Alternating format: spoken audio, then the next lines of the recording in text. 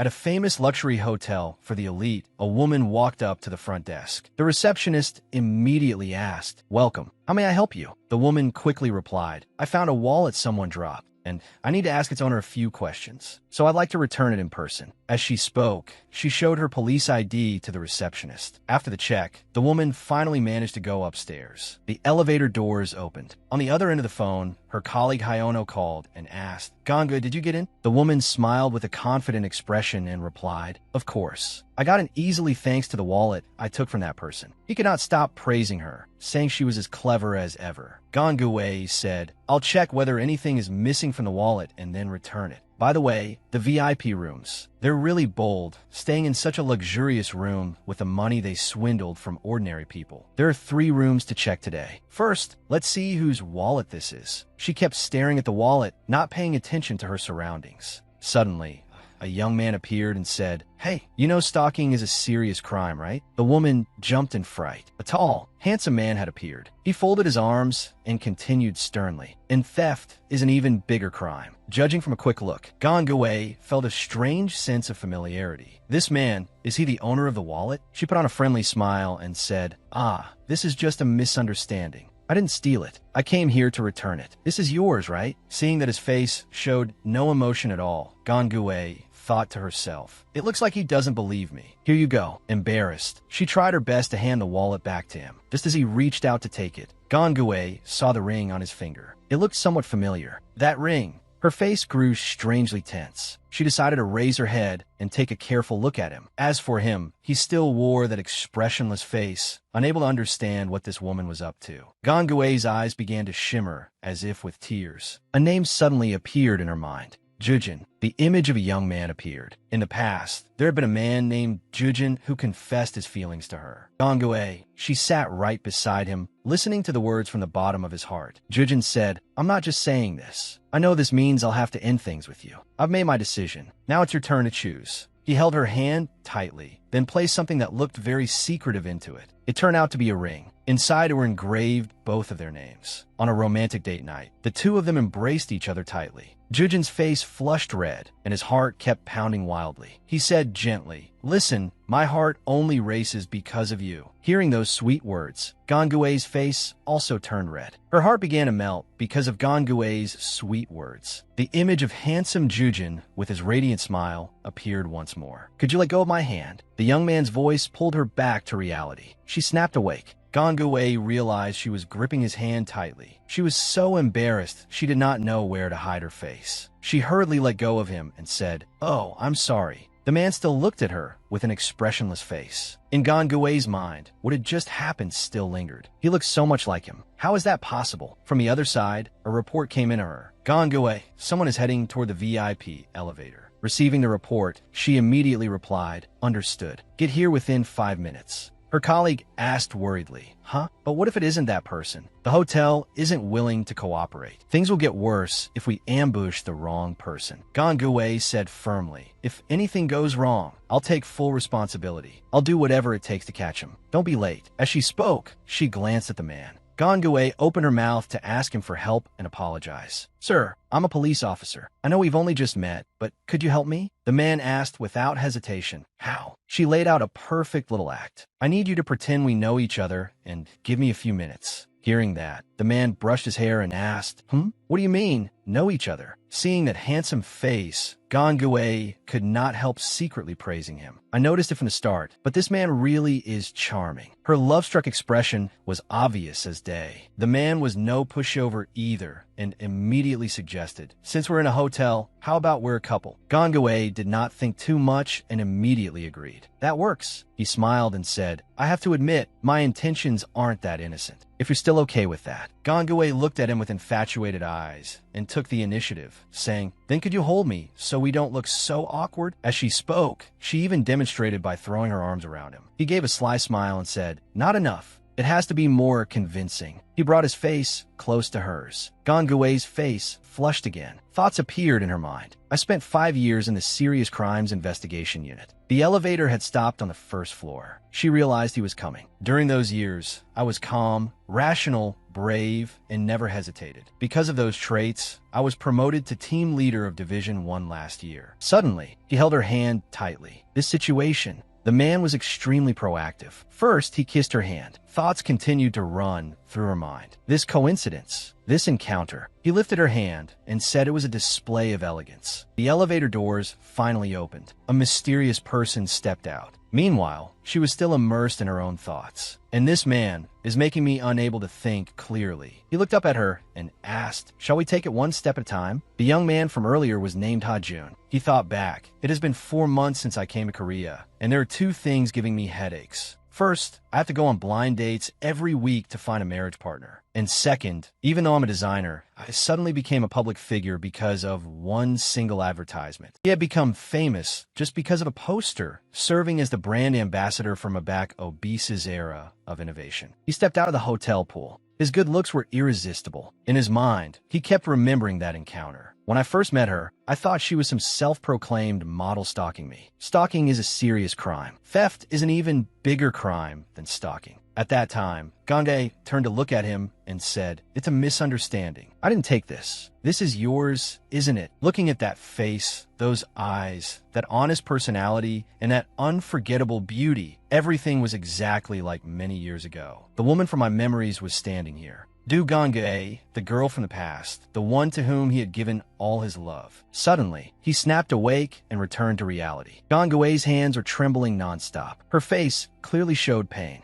The 2 of them fell into silence. He thought to himself, it would be selfish if I started over with her. Ha-jun asked, "Can you let go of my hand now?" She hurriedly replied, "Oh, I'm sorry. I'm a police officer. I know we've only just met, but could you help me?" The man immediately asked, "How?" She explained her plan. "I need you to pretend we know each other. Like a couple, for example." Ha-jun asked, "What?" She said, hold my hand like this." As she spoke, she moved closer to him. Ha-jun said, "I don't think that's enough." Hearing that, she looked dazed, and her cheeks flushed red from embarrassment. The suspect had stepped out of the elevator. Gangue had spotted him. The 2 of them kept acting, making the target completely unsuspecting. She whispered to him, "Raise it higher. Make it interesting enough for this guy to bring his friend out to watch." Hearing her say that, he took the initiative to kiss her hand. It was a passionate kiss, like that of a couple in love. Then he slightly opened his eyes and looked. Just as expected, the man walked past and noticed the 2 of them acting so blatantly. As he walked, he pretended to whistle. Although he had already passed by, he still deliberately looked back to see what the 2 of them were doing. Gangue whispered, "Just a little longer. My team members are almost here." The suspect walked over, opened the room door, and excitedly invited his roommate out to see what a couple of lovers were doing in the hallway. She glared at them sharply. The elevator doors opened again. Her teammates rushed in by surprise, leaving the 2 men flustered and unable to react in time. All they could blurt out was, "What the hell?" Gangue quickly turned around and ordered them stop. Her teammates urgently approached the targets. Ha-jun stood silently to one side. He watched as Gangue took the lead and ordered, "Catch them." The 2 wanted criminals also quickly ran to escape. She used her special move, sliding across the floor, to trip them. The handcuffs were thrown out. "You have the right to remain silent. Anything you say may be used as evidence against you in court. You have the right to call a lawyer." At last, the 2 notorious thieves had fallen into the hands of the law. Gangue did not forget to turn back and say, "Thank you for cooperating. Thanks to you, we caught the suspects." Ha-jun smiled and replied, "I'm glad I could help. The only problem is my reputation is ruined. I had a blind date today. Look, that's her." Gangue turned to look and saw the woman who was his blind date staring at the 2 of them with a murderous expression. The woman stormed off angrily without saying a word. Gangue looked at him with confusion and wondered to herself, a blind date? Not a restaurant or a cafe, but at a hotel. Seeing the look on her face, Ha-jun immediately understood what she was thinking. She grimaced and asked, "So how am I supposed to make it up to you now?" The man turned and asked back, "Are you sure you want to take responsibility? I mean, you're a detective." And Gangue's helpless face was completely expressionless. She handed him her police ID and said, "Now that I'm giving you this, do you believe me?" The man asked, "You're going this far with your police ID?" She said, "It's important, so I'm giving it to you as collateral." Her colleague turned back to see what the two of them were doing. He walked over and asked, "What's going on?" She said, "Nothing, Hayono. He helped us catch the suspects." Then she turned back and warned him, "Oh, but don't try anything with my ID. If I have to, I'll chase you to the ends of the earth. Tracking people is my specialty." The man stared at her, then stood silently watching her leave.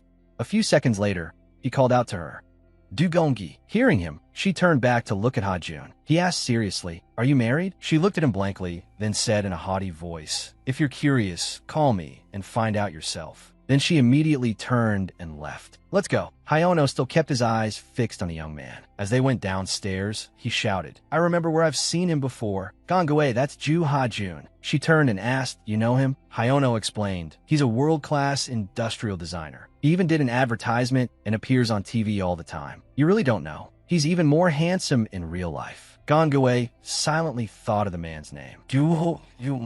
At a cafe, everyone's attention was focused on Ju Hajun. Is that the Mabako Bisa model? He's so handsome. Hajun still sat silently in an incredibly cool manner. A gentle voice rang out, making him look up. "I hope I'm not late." Gangue appeared beautifully. Hajun smiled and praised her. "The uniform suits you very well." As the woman sat down, she said, I had an event this morning. I'll get straight to the point." The man handed her police ID to her and said, "I'm returning this to you. In exchange, I want you to answer a question. Are you married?" Gangue sighed wearily and replied, "No." Hearing that, Hajun asked, "Then are you interested in me? Is that why you gave me your ID as collateral? So you'd have a chance to see me?" In his heart, he thought, "I know I should have refused her ID, but for some reason I didn't. That's the reason I arranged my schedule to meet her today." Hearing that, Gangue looked utterly stunned and replied, "Huh? Not at all." The man thought to himself, "I can't deny that I'm attracted to her." Suddenly, a phone rang. Hajun stood up and said, "Sorry, I'm going to take this call." "Yes, sir." From the other end of the line came an angry voice. "You ungrateful brat. You receive an opportunity that changed your life. At the very least, you should repay the family by fulfilling your duty. Why did you cancel the date? Do you have any excuse?" In his heart, the man seemed to be carrying many burdens. "This new life feels like it doesn't belong to me." Then he asked again, "Does it matter who the other person is?" After finishing the phone call, Hajun came back in. "Sorry to have kept you waiting." Gangue asked bluntly, "So how do you want me to compensate you?" He only sat there silently, watching her drink with a tender gaze. A few seconds later, he asked, "Will you marry me?" Hearing that, Gangue was so shocked that she spat out her water. The man said, "I knew you would react like that." She looked at him with sharp eyes and thought to herself, Ju Hajun. He was just appointed executive creative director of Daimler at the age of 27 and shook all of Europe as a European designer. On top of that, he has a very attractive appearance. Someone completely out of my reach is now proposing to me. What? Hoe Yun smiled at Dolplier. Meanwhile, she was still paying attention to the ring on his hand. Gangue demanded, "Let me see that ring first." The man raised his hand and asked, "Do you think I already have someone else?" The woman immediately denied it. No, that's not it." Hajun turned the ring around and said, "Then there must be something else you're curious about. For example, the reason I'm doing this." She sighed and replied, "Maybe love at first sight." He quickly denied it. Not to that extent. Gangue had no choice but to reveal what was in her heart. "The reason, please let me be honest, the reason I was determined to leave my ID behind, just to get a chance to meet you, is because you, Mr. Jew, look like someone I used to know. Do you think that's possible? Tell me the truth. Where did you get that ring?" Her firm voice turned sorrowful as she asked, "You know me, don't you?" Hajun turned the ring calmly and said, "If you want to know the truth, why don't you try dating me? Your reputation doesn't seem much better than mine either." The anger inside Gangue rose to its peak. She slammed her hand down on the table. With a furious expression, she said, "From now on, please don't meet me again." Then she immediately left, leaving him sitting there alone. On a dark night, rain poured down outside the police car. Seeing that she was not feeling well, Hayono offered, "I'll go inside. You rest for a bit." After saying that, he got out of the car and went inside. Now only Gangue remained in the car, sitting there absent-mindedly with her chaotic thoughts. "Zen, I hate rain." She pulled a necklace out from inside her shirt. It was a special necklace with the matching ring between her and Jujin on it. Her mind suddenly remembered him again. Jujin, my Jujin, I miss you. She gripped that ring tightly in her hand. Outside, the rain was still falling heavily. The rain that year had been as heavy as it was now. On that fateful bus, seeing Jujin stand up, she asked curiously, "Where are you going?" Jujin said, "The driver must be dozing off." He walked toward the driver alone, while the bus was shaking unusually. Because the road was slippery from the rain and the driver was distracted, the bus lost control. Unconsciously, she said, "Jujin, wait." His face looked at her, and she looked at him with terrified eyes. "It must be painful to hide your feelings from me when you're beside me." The bus rushed forward and collided with an oncoming vehicle. Jujin's words kept echoing in her ears. "I'll do my best to heal you." Gangwei suddenly screamed loudly. Hufin, no. Her face was filled with terror as she remembered what had happened that day. She buried her face in her small hands. After Hayono finished handling his work, he got into the car and said, "It's raining like it's being poured from a bucket." He turned to look at her and was startled. She looked no different from an empty shell, her face full of exhaustion. "You look so down. You haven't gone home lately, have you? You must be worn out. Let's get the warrant tomorrow." She said firmly, "No, we have to get it today. I have a feeling we'll need it soon." Hayono turned away and muttered, "Feelings, my foot." Gangwei heard him and got angry. She glared at him, then gave him a painfully solid physical lesson. He clutched his head and said, "Hey, calm down. No one wants to date a violent woman like you." Gangwei replied confidently, "Plenty of people do. There's a whole line of people who like me." Hayono, still not afraid, continued, "They're probably not normal either." Hearing that, she raised her fist and asked if he wanted another punch. Hayono immediately got into a defensive stance. Seeing her get out of the car, he quickly said, "Gangwei, you don't have to go right now." But she still answered firmly, "Let me handle it." "Don't worry." Hayono asked again, "What if we get transferred to the countryside?" Judge Kim is just looking for an excuse. He called her name helplessly. Gangwei. She stood silently in front of the entrance for a long time, her face clearly showing anxiety. Then someone's voice rang out. "Officer Du, you must have business here too." Hearing her name, she immediately whipped her head around to look. By sheer coincidence, Hajun appeared and asked, "Are you here for dinner?" She was surprised and thought to herself, "Ju Hajun." Then she answered him seriously, "I'm on duty." Hajun asked, "At this hour?" She replied politely, "I don't have fixed working hours." He offered, "Would you like me to help? I can help you get a warrant from the judge in that room." Hearing that, she was extremely surprised. "Really?" He asked Gangwei, "Do you want me to try?" She looked at him suspiciously. Hajun asked again, "If I help you, what will you do to repay me?" Hearing that, Gangwei asked, "What do you want?" She muttered under her breath, "Try bringing up marriage, and I'll beat you to a pulp." Hajun smiled and answered, "What I want is for you to have dinner with me." Gangwei's eyes widened as she looked at him. She asked again, "Dinner? That's all?" Hajun asked back, "What? Did you think I'd ask you to marry me again?" He walked toward the door and continued, "I don't want to force you to do anything you don't want. It's better to let you come to me on your own." He pulled the door open. She looked inside and was extremely surprised. The person sitting in there was Judge Kim. The girl grew anxious. "Judge Kim, I'm still not ready." Seeing the two of them appear, he was also utterly stunned. Then,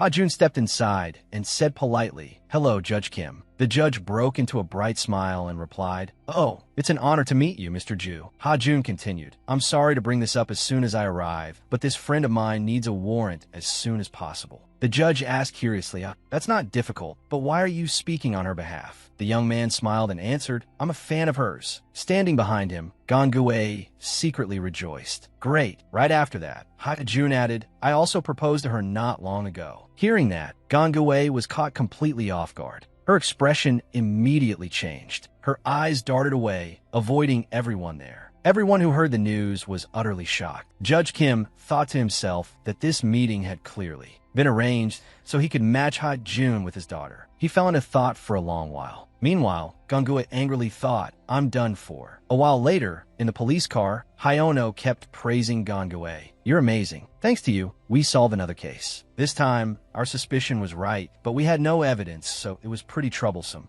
"How did you do it?" Gangwei explained her reasoning. Her sudden suspicion exposed the relationship between her and her husband. Then she started acting close to her husband's family, people she hadn't even bothered to call before. Everything was very strange. I'm fairly sure she began contacting her half-brother frequently a few months ago. The murder happened at her house, a place no one could enter or leave freely. If not him, then who could the killer be? Hyona was extremely surprised after hearing that. Oh, so now her brother has confessed. Let's go arrest the real culprit. We have the warrant now, so there's nothing to fear. Gongue sighed tiredly. Seeing that, he asked worriedly, "Why are you sighing?" "I thought you'd be more excited about going to arrest the culprit," she said. "You probably don't know this feeling. You're too young to understand. It's like when you go to the bathroom for number 2, but you still feel like you didn't wipe clean enough." Hyono said helplessly, "Ugh, that's disgusting. Gongue," she confided, "something feels really uncomfortable." The car sped off into the night. The next morning at the police station, a colleague came over and told her, "Hey, Ganga, about the warrant. There's been a notice saying warrant requests should be submitted 3 days in advance." After hearing the news, her face filled with panic as she thought, that old man must be really angry. A few seconds later, she shot to her feet in a rage and said, "I need a coffee break." Jean Hyatt called. Gongue answered and asked curtly, "What is it?" He said, "Good grief, it's your fiancé. Can't you be a little friendlier?" She replied irritably, "Fiancé my ass. That ended ages ago. We even took pre-wedding photos for my grandmother to see. But we couldn't actually get married. The rain is falling like it's pouring down, just like Jujin's tears." He asked in confusion. "Judge Kim told me to keep an eye on my fiancé. Did something happen?" Gongue answered coldly, "You don't need to worry about that." That shameless guy still suggested, "How about we just get married?" She asked, "Are you serious?" Jean Hayek, "Wasn't all that enough already?" Hearing that, he laughed.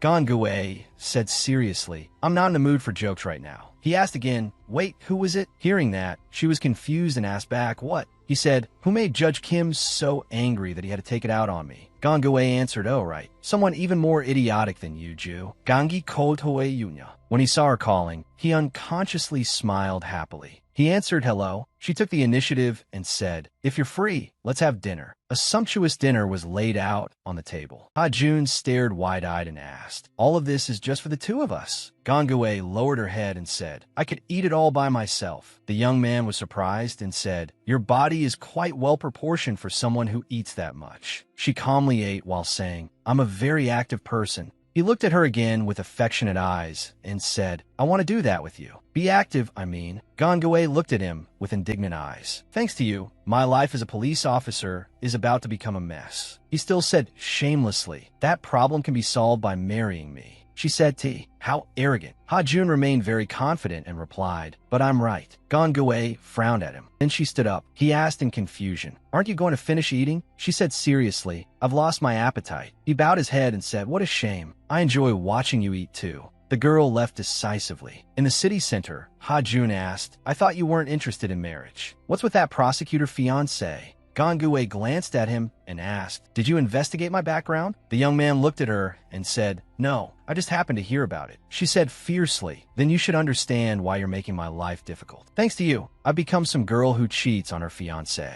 The young man wondered, "Cheating? How is that cheating? We haven't done anything. Or are you actually treating me as your boyfriend?" Seeing Gongue turn away and leave, he still tried to ask, "Where are you going?" "I bought dinner, so you can buy coffee." She stopped and turned back to look at him. She asked, "Why won't you show me that ring?" He answered craftily, "Why should I tell you? We're not even close. Maybe if we became friends." She looked at him with a murderous glare again. Gongue walked closer and said, "Fine, let's be friends. Now tell me, why won't you show me that ring?" Ha-Jun said calmly, "Because you're too obsessed with it." The girl immediately denied it. "I'm not," he said. "Every time we meet, you only look at it. Meanwhile, I only look at your face." Gongue silently pondered something, then asked, "Then why do you keep staring at my face?" He put on a handsome expression and answered, "Just think of it as a natural instinct." She angrily pointed at him and said, "How embarrassing. Can't you restrain that instinct?" Ha-Jun teased her, "Sorry, but I can't control it." Hearing that, she continued, "You can have reason and control yourself. That's the difference between us and animals. Besides, I don't think you have instincts. You look like a robot." He was no pushover and challenger back. "Then why don't you guess? We're friends now. Do you think I act on instinct like an animal or with reason like a human?" Gongue was smart too and asked back, "Since we're friends now, why don't you just say it directly? Are you a human or an animal?" Ha-Jun smiled and answered, "I'm afraid I'm too good in that area. You might get hurt trying to find out." She said angrily to him, "Who do you think I am? I'm a police officer." He laughed at her innocence and asked, "How cute, Gongue. Do you even know what I'm talking about?" She said, "I do." You mean you're like a little puppy? Other than the ring and the fact that you look a little like someone I know, you mean nothing to me. Ha-jun asked back, if I prove my value to you, can I be promoted to a handsome friend? She turned and walked away, waving her hand as she said, that depends. He still didn't give up, following behind her and asking, when are you free? Gongui played hard to get and answered, sorry, I'm very busy, unlike you. The young man immediately caught on and said, if you want, I can help make you less busy. She asked, how can you wait? Don't you dare talk to Judge Kim again. He urged her, then find some free time so I can prove my value to you. Seeing how annoying he was, she decided to turn back and speak clearly. Fine, I'm listening. What's so good about you? Ha-jun answered, I'm good at what you're good at. While she was still thinking, the young man had already stepped closer to her. He brought his face close and whispered, physical activity. She looked at him without blinking, her face turning red from embarrassment. He tilted his head, smiled, and asked, what do you think? Did I make your heart flutter yet? Gongui was so embarrassed her whole body trembled. Unable to take it anymore, she shouted loudly, then gave him a painfully solid kick. Gongui was so angry she was practically fuming. Sorry, I'm too old for this crap. Ha-jun was shaking from the pain, but he still refused to shut up. Then why don't we drop all this and get married? I'm still not sure what kind of person you think I am, but I know you like me too.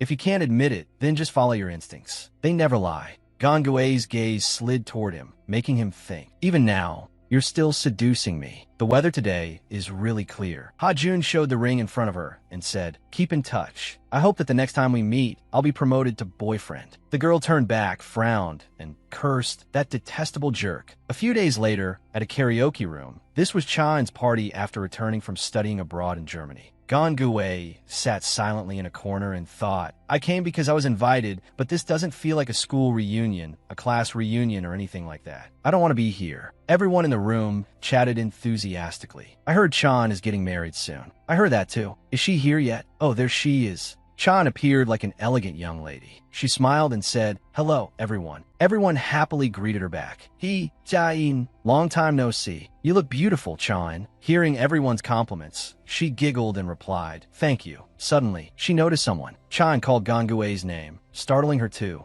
She went over, sat near her, and chatted. It's been a long time, hasn't it? Gongui replied, yeah, it really has. Chan asked about how she was doing. I heard you were promoted to senior inspector. That's amazing. Congratulations. She answered modestly, don't flatter me. It's just another busy job with a lousy salary. Chan looked at her with a fake sweet expression and said, don't be so modest. It's wonderful to have a friend who's a professional. Inspector Gongui. Gongui also pretended to be friendly and answered, oh, thank you. She thought to herself, you're the amazing one, a violinist, and your father is a famous politician. Chan confided, listen, I'm sorry for what I said before I left. I regretted it so much. I don't know what got into me back then. Hearing that, Gongui pressed her lips tightly together, as if suppressing her anger. Back then, Chan had said unbearably cruel words. It's all because of you that Jujin left. You should have been the one who died. Gongui merely smiled calmly and said, don't worry, that was a long time ago. Chan turned and asked, so we're friends again, right? She smiled at her and answered, we always have been. Cha and excitedly asked more. Then will you come to my wedding? Gongui said, if I have time. I don't know if I'll be able to take leave. A friend sitting beside them overheard their conversation and quickly turned to join in. Tell us more about your fiancé,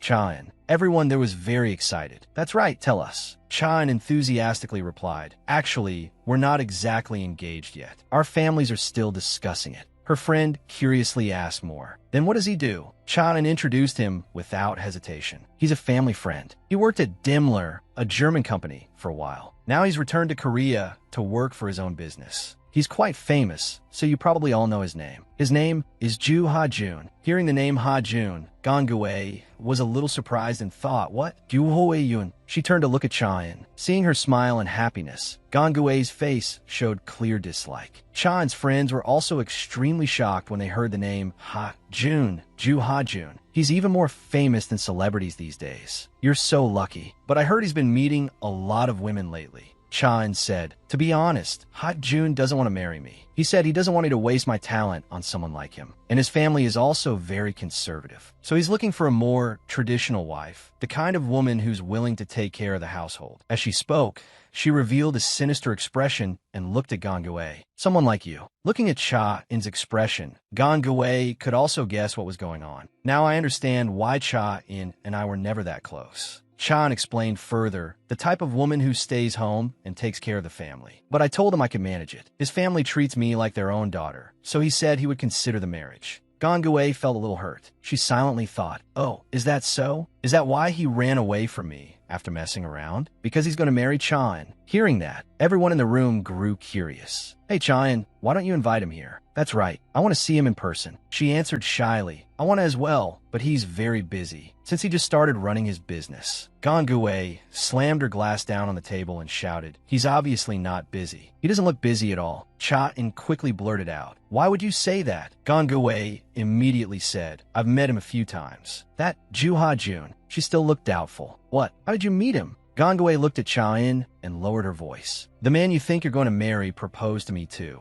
Of course, everyone else was shocked, their mouths hanging open as they looked toward the two of them. Gangui was a little flustered, but she still decided to continue. But after hearing what you said, I can't stop wondering who he's actually serious about. Chan bit her lip tightly in embarrassment, unable to say anything. She tried to suppress her anger and answered calmly. You must be confused, Gangui. Ha-jun isn't looking for a wife to love, but someone he can entrust his family to. You understand what I mean, don't you? Gangui immediately proposed. Then let's call him here and ask him. Everyone also voiced their agreement. That's right. Both of you should text him and tell him to come here. Who would he come for? Cha-in, the princess of Hanguk High School, with her family backing her? Or Gangui, the rebel of Hanguk High, who had even hit male classmates before? Gangui looked extremely uncomfortable as everyone placed their bets. The odds were all on her opponent. I bet 200,000 on Cha-in. Me too. Cha-in was extremely confident as she said, I'm sorry to have to say this, but Ha-jun won't come for you. Gangui refused to back down and replied, we'll see. Then she quickly got to work texting her prey. I'm at a place called Rio in Cheongdam-dong. Want to come? If you behave well today, I'll consider promoting you.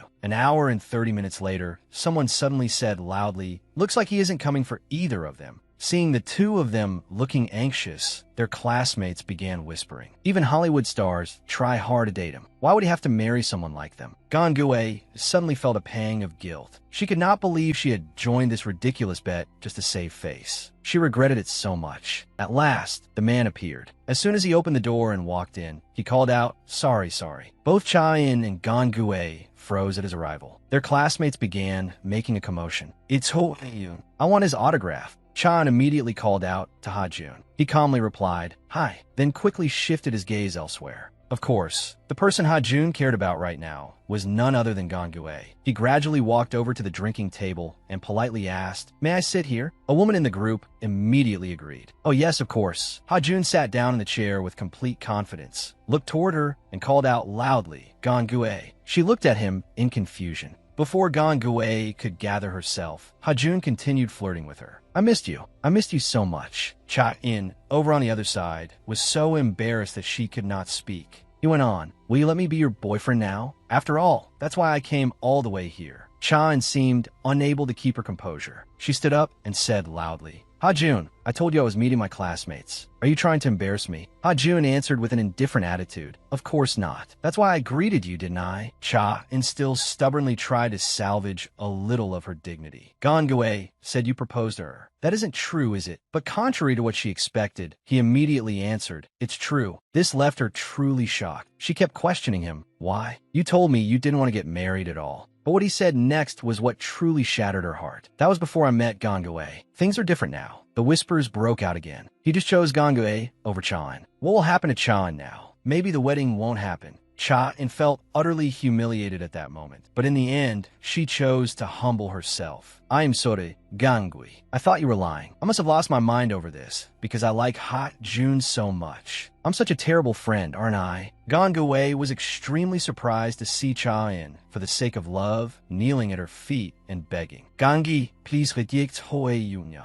You haven't gotten over Jujin yet. You said you couldn't stand living without Jujin. Well, I can't live without Ha-jun either. Gangui truly felt very flustered at being put in this situation. She looked over at Ha-jun. He was also focused on watching how Gangui would handle this. Feeling rather awkward, she glanced at Ha-jun. I can't promote you today. That would make me look terrible. Cha-in, who had been pretending to be pitiful, smirked, then quickly stood up with a sobbing voice. Thank you, Gangwei. I'm sorry, everyone. I think I have to go. The others chased after her one by one, calling loudly, Cha-in. Someone even showed their displeasure and said coldly, I'm leaving too. Seeing Gangwei also hurriedly leave, Ha-jun was still in the mood to tease her.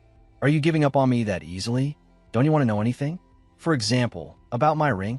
She stood stunned for a moment, then immediately left. Very quickly, Gangwei caught up to Chan. Chan spoke in an arrogant tone. What? Did you come here to apologize? Gangwei immediately replied, I didn't do anything wrong. You left before I finished speaking. Chan still kept her haughty attitude. Then finish what you were saying. She did not know that Gangwei's next words would be, I wish you luck marrying Ha-jun, and don't let go of him. That's all. At least, as a friend, that's what I can say. Cha, and lowered her voice. What do you mean? Gangwei honestly admitted, we're love rivals now. I like Ha-jun too. She emphasized it once again. I said we're rivals now. I like Ha-jun too. We're love rivals now. As soon as Gangwei finished speaking, she received a slap from Cha and that struck like lightning. Her head suddenly spun. What was that? Did she just slap me in the face? Gangwei shouted loudly. Why would you? Chan's eyes were also extremely fierce. Are you jealous of me or something? Why do you keep taking my man? Holding her face, Gangwei angrily replied, Make yourself clear. Who is your man? Chan's voice trembled. If it weren't for you, I would have had a chance with Jujin and Ha-jun. But every time, you ruined it. You even dare to steal Ha-jun from me. If that's how it is, I will never forgive you. Gangwei immediately said through gritted teeth, That's exactly why I'm warning you. Don't let him fall into my hands. And suddenly froze, not knowing how to respond. A driver hurried over from a distance and asked, You called for a designated driver service, correct? Cha nodded. Yes. As she got into the car, she called back. Oh, and by the way, do you know something? Ha-jun is the same as Jujin. He isn't safe with you. Remember what I said. Chan slammed the car, door shut, and left. While Gangwei was in pain because of her swollen cheek and helpless because she could not do anything, she could only mutter, It hurts so much. Her hands are small, so why does it hurt this badly? Suddenly, someone walked over and pressed something cool against Gangwei's wound. She stood there silently for a while, then began complaining. You took long enough. Look at this. It's all because of you. Ha-jun felt guilty and quickly comforted her. If I had known Chan would do that to you, I would have been braver, even if it made me look bad. She also felt a little wronged and immediately poured out her feelings. Do you know something? Every time I meet you, my day gets ruined. So I can't exactly say I'm happy you're here. Suddenly, a loud voice called from afar. Hey, it's Gangwei. You haven't gone home yet? Great. Ha-jun is here too. They immediately focused their attention on him. Did you drive your opera here? Seeing Ha-jun shake his head, they said, No, I took a taxi today. They immediately pleaded, I really want to see it, my dream car. When you're free, take us for a ride in that opera, okay? I'll be the first person in the country to post photos of it on social media. And next time, can we drink together too? Seizing this opportunity, Ha-jun immediately thought of a way to go along with them. Opera, alcohol, but I wish Gangwei would agree. Both of them looked toward her. Gangwei, you've broken up anyway. Why don't you just move on? It's not every day you get a chance to hit the jackpot with someone like him. Seeing that she was still dazed, they patiently explained further. It's true. Having someone like him is no different from winning the lottery. It would be great if you left a little luck for the rest of us. Gangwei felt rather disappointed when she thought she was being used. She replied bluntly, So my reputation gets ruined, but that's fine as long as you can use Ha-jun, right? Go find someone yourselves. As soon as she finished speaking, she immediately turned and walked away while they wondered, What's wrong with her? The two continued whispering. Why did she suddenly get angry? Her personality has always been like that. All of this happened in front of Ha-jun. He did not hesitate to bring it up to her. Like they said, you've broken up. Hearing his voice, Gangwei turned back and was surprised to see Ha-jun's sparkling eyes and hear his warm, deep voice. Can't we move forward? Let me move up first. She hurriedly warned him. You'd better watch your mouth if you don't want to get kicked in the leg again. And don't act like that in front of my friends. I'm dying of embarrassment. Ha-jun still did not give up and boldly declared, I'll try to only act strangely like that in front of you. Seeing her smooth, glossy hair, he could not hold back his emotions and reached out to touch it gently, making Gangwei startled. She quickly dodged in time. Her expression immediately became stern. Did you just touch my hair like that again? Ha-jun awkwardly explained. Sorry, I couldn't help it. You remind me of a Pomeranian. A Pomeranian? That made her think of a fluffy little dog with tiny paws. Me? Thinking of this. Gangwei could not keep her composure and shouted, Am I your pet? He immediately burst out laughing. Your expressions are cute too. She froze for 3 seconds and secretly thought, he really is handsome when he smiles. Ha-jun, from now on, I forbid you from smiling in front of me. I'll end up liking you more. He answered awkwardly, hey, that's a little. He kept following her while rambling. Your friends analyzed the situation so well. They said, getting me is like winning the lottery. Why don't you make me yours? Gangwei had to remind him again. Didn't you hear what I said? My day gets ruined every time I meet you.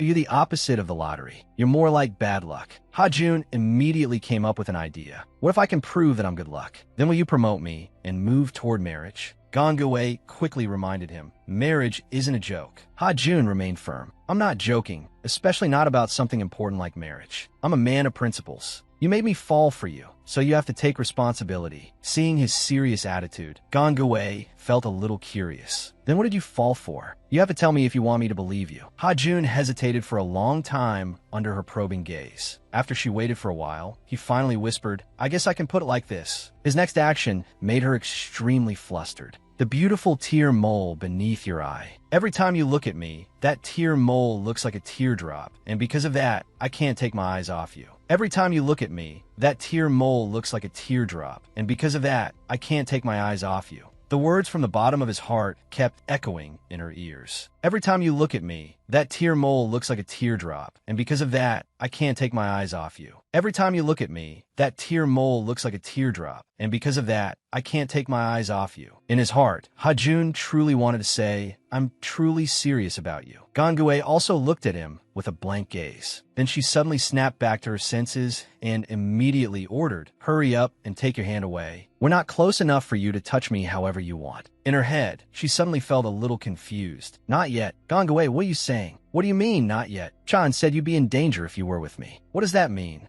Ha-jun nodded, thinking it was probably nothing good. Hearing this, Gangwei suddenly felt hurt. Then we're not suitable for each other. It could never work between us. After hesitating for a moment, Ha-jun's tone became serious. You may not be good for me, but the opposite isn't true. I'm your lottery ticket. You should hold on to me tightly. Gangwei suddenly wanted to change her decision. Then I'll try my luck with this lottery ticket. The Chief Justice of the Supreme Court dislikes me. I usually ignore those with more power than me and my uncle and focus on places they don't usually go. Among all the tasks my team, Division 1 of the Major Crimes Investigation Bureau, is handling, some are related to politics. However, they have never once received severe punishment for their crimes. The Chief Justice interferes in countless cases like that. I want to find a scandal big enough to sink him. He isn't just a judge. He's the Chief Justice. You could say it's impossible to bring him down unless there's a change in president. You won't be able to do anything for me unless you can do that. So prove it. In her heart, she kept wondering how this arrogant man would react to such an impossible request.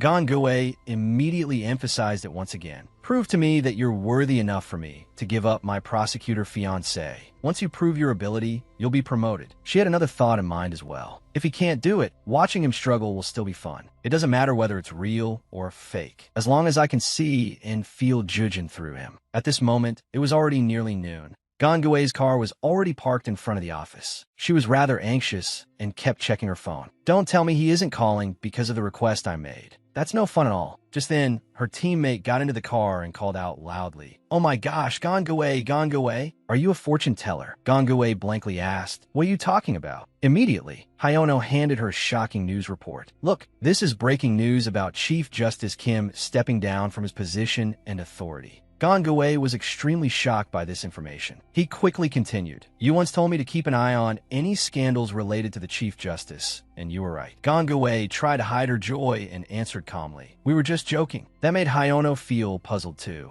Really? I can't believe they hacked into the court administration office like that. What would they do that for? They should have hacked something more useful. Whoever did this must have a lot of free time. Or maybe they're just interested in the law. I hope we'll be able to clean up a few corruption cases. After carefully reading every sentence and word of the article, Gangwei quickly announced, I have to go make a call. At this time, in Beijing, China, at 1010's headquarters, Guangchu Quan, the director of 1010 Group, China's leading home shopping company, was expressing his thoughts. I've always wanted to work with you because everyone says you made a fortune from your designs. I have to say, I'm rather disappointed. Have you lost your inspiration when working with cars? Ha-Jun immediately explained, as you know, I made my name by designing rotary phones. Why do you think Daimler hired me, a phone designer? If you look at the most popular home shopping products right now, you'll see that most of them have designs that are flashy to an unnecessary degree. Once products like that become outdated, they can no longer be sold. Naturally, that leads to unsustainable revenue and a small customer base. Isn't that why 1010 wants to launch its own brand? I want to create products that are simple and sustainable, rather than glossy products designed merely to satisfy customer demand. The man nodded. You're quite confident. Ha-Jun cheerfully explained further. I have no reason to be arrogant, but I also have no reason not to be confident. He frankly acknowledged, you truly live up to your reputation as a talented man. You're not only skilled, but charming too. Everyone in the company also applauded together. With that, the meeting quickly came to an end. At this moment, he also admitted, to be honest, we had already agreed to accept your proposal for cooperation before you came. I was simply curious about your personality. I hope I didn't make things difficult for you. Would you like to have dinner with us in a week? My daughter is a huge fan of yours. She insisted that I arrange for her to meet you. If I could have you as my future son-in-law, it would make me look good too. Faced with that attractive offer, he did not hesitate to decline. Thank you, but I'm afraid I'll have to refuse. The man found it hard to accept and pressed him. Why? Ha-Jun smiled and answered, I already have someone in my heart. I've also proposed to her. Now, I'm just waiting for her answer. If you're rejected, will you consider my offer? Ha-Jun once again answered decisively. I'm sorry, but I'm a very persistent person. I'll keep trying until she agrees. Knowing his daughter had no hope left, the man could only sigh, what a pity. After leaving 1010, Ha-Jun suddenly became excited when he received a phone call. At this hour, it must be her calling. His prediction was indeed correct when he saw the caller information. Ha-Jun had just answered, hello, when Gangue, on the other end of the line, anxiously asked, where are you? He immediately replied, Beijing. What are you thinking? I don't understand what you mean. That scandal involving the Chief Justice. Was that you? Ha-Jun immediately answered, oh, that? His calmness shocked her so much that she hurriedly raised her voice. Oh, that? Is that all you have to say? This is a huge matter. Do you know that? Hearing Gangue's reaction, he even deliberately teased her. Well, I suppose it isn't that important now. She suddenly froze, not knowing what to say, then heard him speaking cheerfully over the phone. I got promoted. Gangue immediately turned serious. I have something to say to you. After you hear me out, if you still want to be promoted, I'll go along with it. Are you free today? Then she suddenly remembered. That's right, he was in Beijing. Ha-Jun shocked her once again when he replied, yes, I'm free. Gangue wanted to confirm it once more. You're in China though. That's right, but if you ask, I'll go. Especially today, since it's the first day we're officially dating. I'll do my best to get there as quickly as possible. I know you miss me, but wait for me. She immediately blurted out, what are you saying? Is something wrong over there? Stop being so cheesy. If you were really my boyfriend, I wouldn't be able to stand it. If you dare keep that up, don't blame me. Gangue was still thinking, did he just pick a fight with me? When she received Ha-Jun's firm, decisive reply, I'll be there by the end of the day. In the meantime, settle things with your prosecutor fiancé. She quickly explained, there's nothing to settle. It was a fake engagement. We both needed a proper excuse. He was never my fiancé. Hearing that, Ha-Jun was temporarily satisfied. All right, text me the address. When I arrive, I'll stop by. You have something you want to say to me, don't you?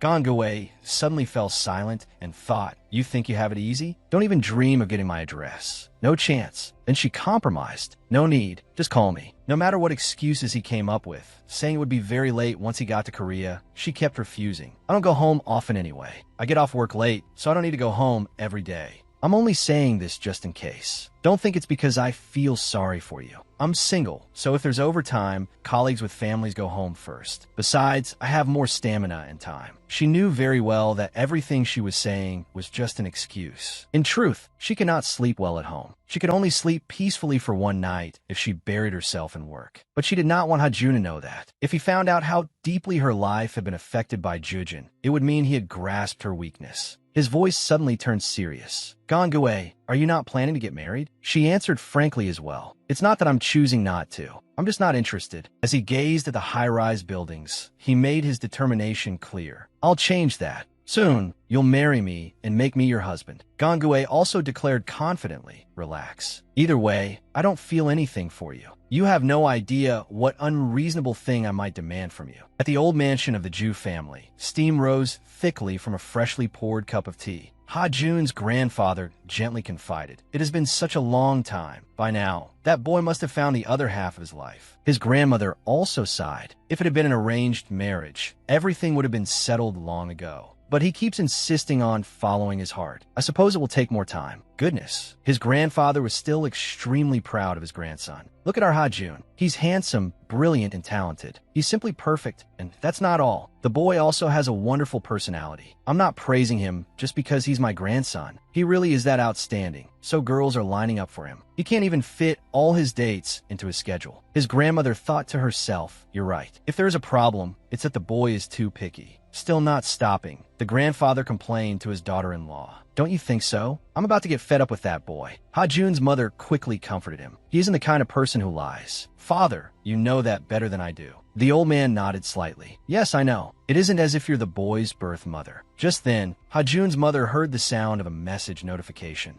She immediately exclaimed, "It's Ha-Jun." The grandfather did not forget to remind her, even though the boy treats you like his own mother, look at that. As soon as he lands, he texts you right away. You should also regard him as your own flesh and blood. His mother nodded happily. I'll do my best. So what did he say? Father, look. He says he's on his way to see his girlfriend. He'll come here tomorrow. The grandfather suddenly felt full of hope. I wonder what kind of young lady he'll bring home. If it took him this long to court her, she must be quite something. By this time, night had already begun to fall. The clacking of a keyboard still rang out tirelessly. Everyone turned their eyes toward Gonggue, who was still diligently working. Her colleagues began discussing it excitedly. What's with her today? No idea. She acts like this whenever she's deep in thought. Remember last time? We bothered her, and she made the whole group stay up all night. If you don't want history to repeat itself, don't say anything. A carnivorous animal, ready to devour anything that gets in its way. That's me. But why, when I'm with Ha-Jun, do I become a weak little rabbit? Why can't I think clearly? Frustration made her shout loudly, startling everyone. Hyono immediately suggested to the whole office, how about we just stay and pull an all-nighter with her? One colleague looked hesitant. I'd like to, but every time I go to work,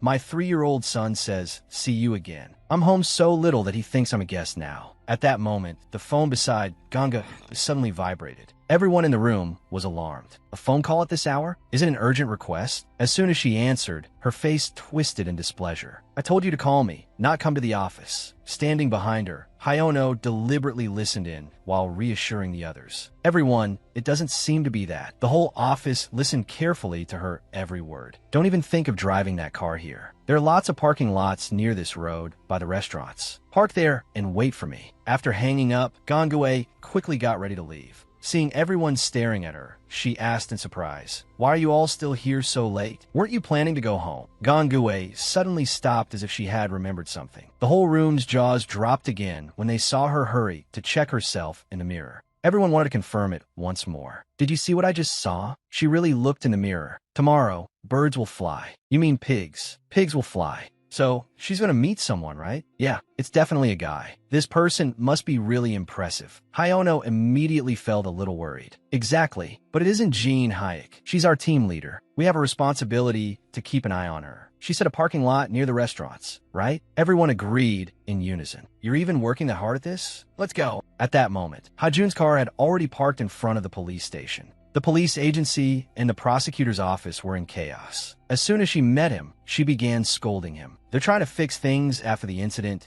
and are paying attention so they can catch the hacker. What were you thinking coming near the police station? Did you hire a hacker to do this? Hoe Yun smiled faintly. Why are you so sure it was me? Gonggue frowned. Then was it you or not? His attitude remained indifferent. What do you think? It made her even angrier. I hope it wasn't. If it was, you'll be in trouble soon. Trouble? When you were arrested, you were drunk. Not just you. Your whole family, too. Ha-Jun looked at her with tender, affectionate eyes and answered, I understand. He wondered whether Gangwei knew, even though she was still going on and on, saying, Ha-jun, what do you think you're doing? Why are you being so reckless? I'm speechless. He still felt that her expression right now was like that of someone worrying about her husband. As he was about to raise his hand, he thought, of course not. She doesn't know about my beauty mark either. Gangwei suddenly looked bewildered when she heard him say, Don't tell me you're worried about me. We won't be able to live like a real couple before I have to go to prison, will we? She truly had no idea how much that beauty mark stirred a man's instincts. Ha-jun confidently declared once more, I'll do anything to win a beautiful woman like you,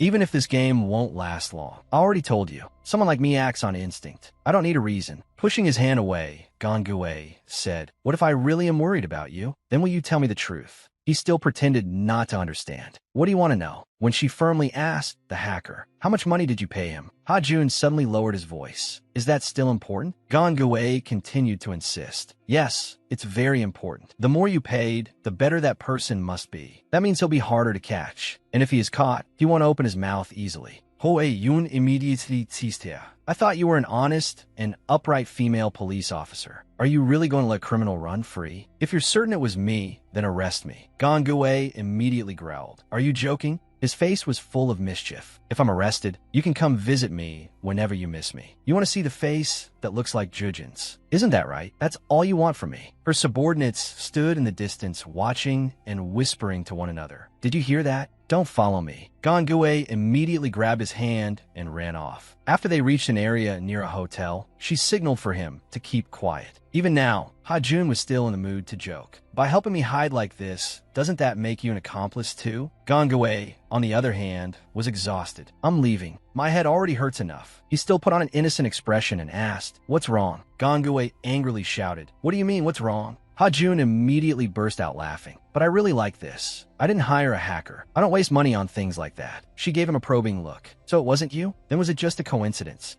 I've told you the truth. The rest is up to you to decide. Gangwei began nervously following every word he said. Don't breathe so hard. You're touching me. Gangwei hurriedly put some distance between them, trying to cover up her embarrassment. That action only made him feel even more drawn to her. While she grew shy, her cheeks flushing red. Gangwei also frankly admitted, Every time I see you, I think of another man. A man with a face like yours. A man who gave me a ring like yours. The only man I ever loved. He was my first love, and also my last.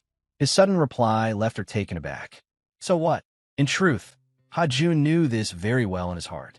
She immediately continued, Doesn't that hurt you? He answered decisively, Not at all. In front of you, I am just me. Is this the impossibility you talked about? In his heart, Ha-jun had always thought, I don't care if you look at me and think of another man. Ha-jun reached out and took Gangwei's hand as he said seriously, Do you want me to be a substitute? If that's what you want, I'm willing. So answer me, Gangwei. To celebrate the start of our new relationship, how far am I allowed to advance today? What I mean is, I'm confident I can erase the image of your past love. She immediately pulled her hand back and answered shyly, Today, you're only allowed to hold my hand. We'll start at level 1. That means becoming a gentleman and taking things slowly, one step at a time. Or, does that hurt your pride too much? Ha-jun gently shook his head. Of course not. Gangwei suddenly teased him. A man who's willing to be a substitute surely won't back down over one small request, right? Ha-jun did not hesitate to respond either. I don't have much experience with emotions, but my pride only gets hurt if I fail to obtain what I want. Today, I've been promoted to boyfriend, the love of your life, so my pride is still perfectly intact. There's one more thing I really want. He was about to bring up marriage, but suddenly changed his mind and only spoke vaguely to her. But I'll decide the timing later. In his heart, he kept telling himself, One day, you will agree to marry me. Gangwei shyly agreed. All right, I'll date you.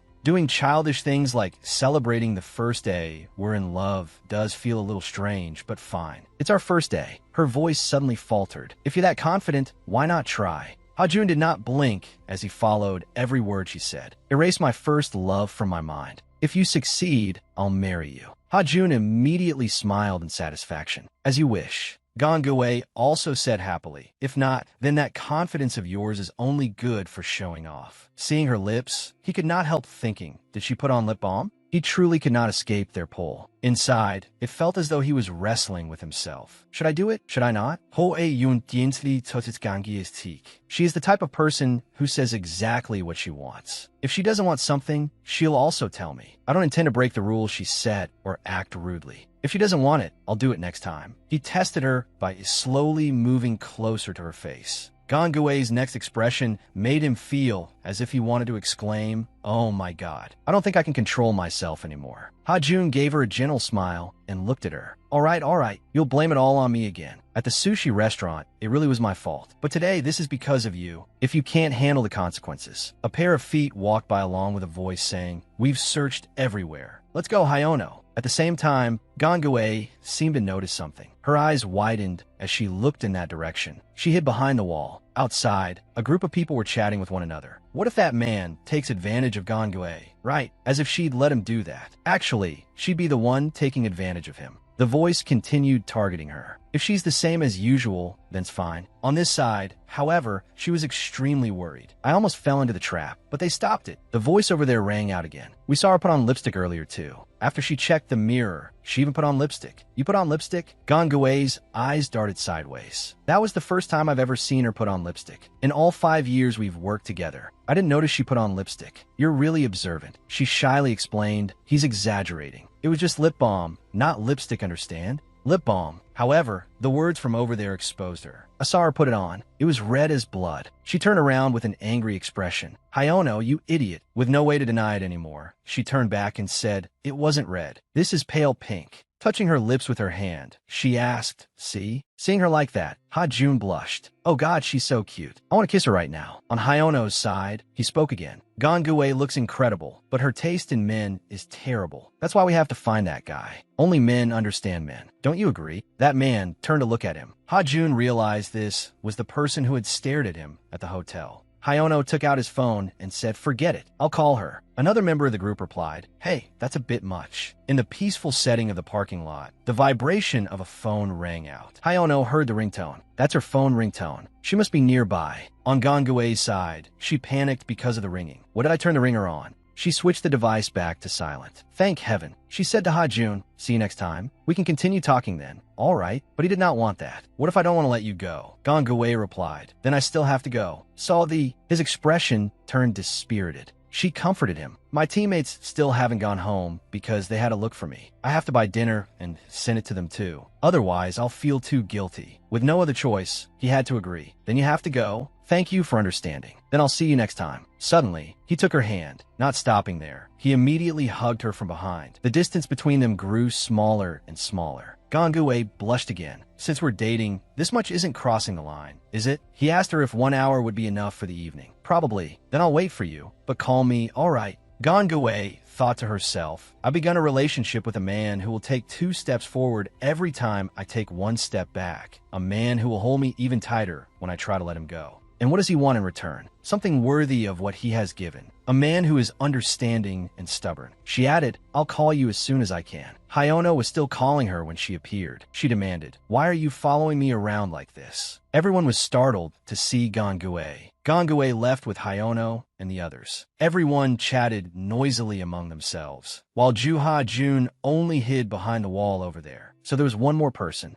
A wolf in sheep's clothing, also yearning to have you. At a restaurant on the street, a voice rang out at the table. Hey, look over there. The 5 of them were drinking together. She isn't drinking with us. That means that guy is still around here. Call him over. Another person spoke up. Come on, you have to let us meet him. The extraordinary man who made you check yourself in the mirror. Hayono replied, all right. Have you two only talked? Or are you already dating? Annoyed, she answered, whether we're dating or not has nothing to do with all of you. He stubbornly insisted, of course it does. Teammates are like family. You said that to us too, remember? Gangue was at her wit's end with him. She said, seriously, that's enough. Do you know about the accident from last time? What? So now we're talking about work? In a serious tone, she said quiet. This is even more important. Work is work. No matter where we are, we have to discuss work. The sky grew darker. The sound of hurried footsteps became more urgent. It was Gangue. She ran faster and faster. I'm late. I didn't pay attention to the time, and it's already been an hour and a half. Walking to Ha-jun's place takes 15 minutes. If I run, it'll take about 7 minutes. That's only 8 minutes faster. Why am I running? It was simply because Ha-jun was still waiting for her. He smiled when he saw her appear. Somehow, I really can't make him wait like this. I don't want to have to apologize the way I do to victims' families. She panted heavily. I'm late. Ha-jun was not angry at all. It's all right. Gongwei was drenched in sweat. She said, I'll probably be late often. Ha-jun smiled with satisfaction and replied, as long as you come back to me like you just did, that's enough. Then he looked up at the stars. Tonight is meaningful, isn't it? She looked up in confusion. It was just the night sky, as always, on an utterly ordinary night. It's just the night sky. He chuckled softly. But to me, it's very special. With a proud expression, he said, this is the first night I get to spend with my girlfriend. Isn't it? Her face filled with embarrassment. Does he want to walk all night? Gongwei was truly stunned. Walk all night? Really? Ha-jun leaned his face close to hers. His voice was seductive. I'm good at that skill too. Just like you, physical activity, I mean.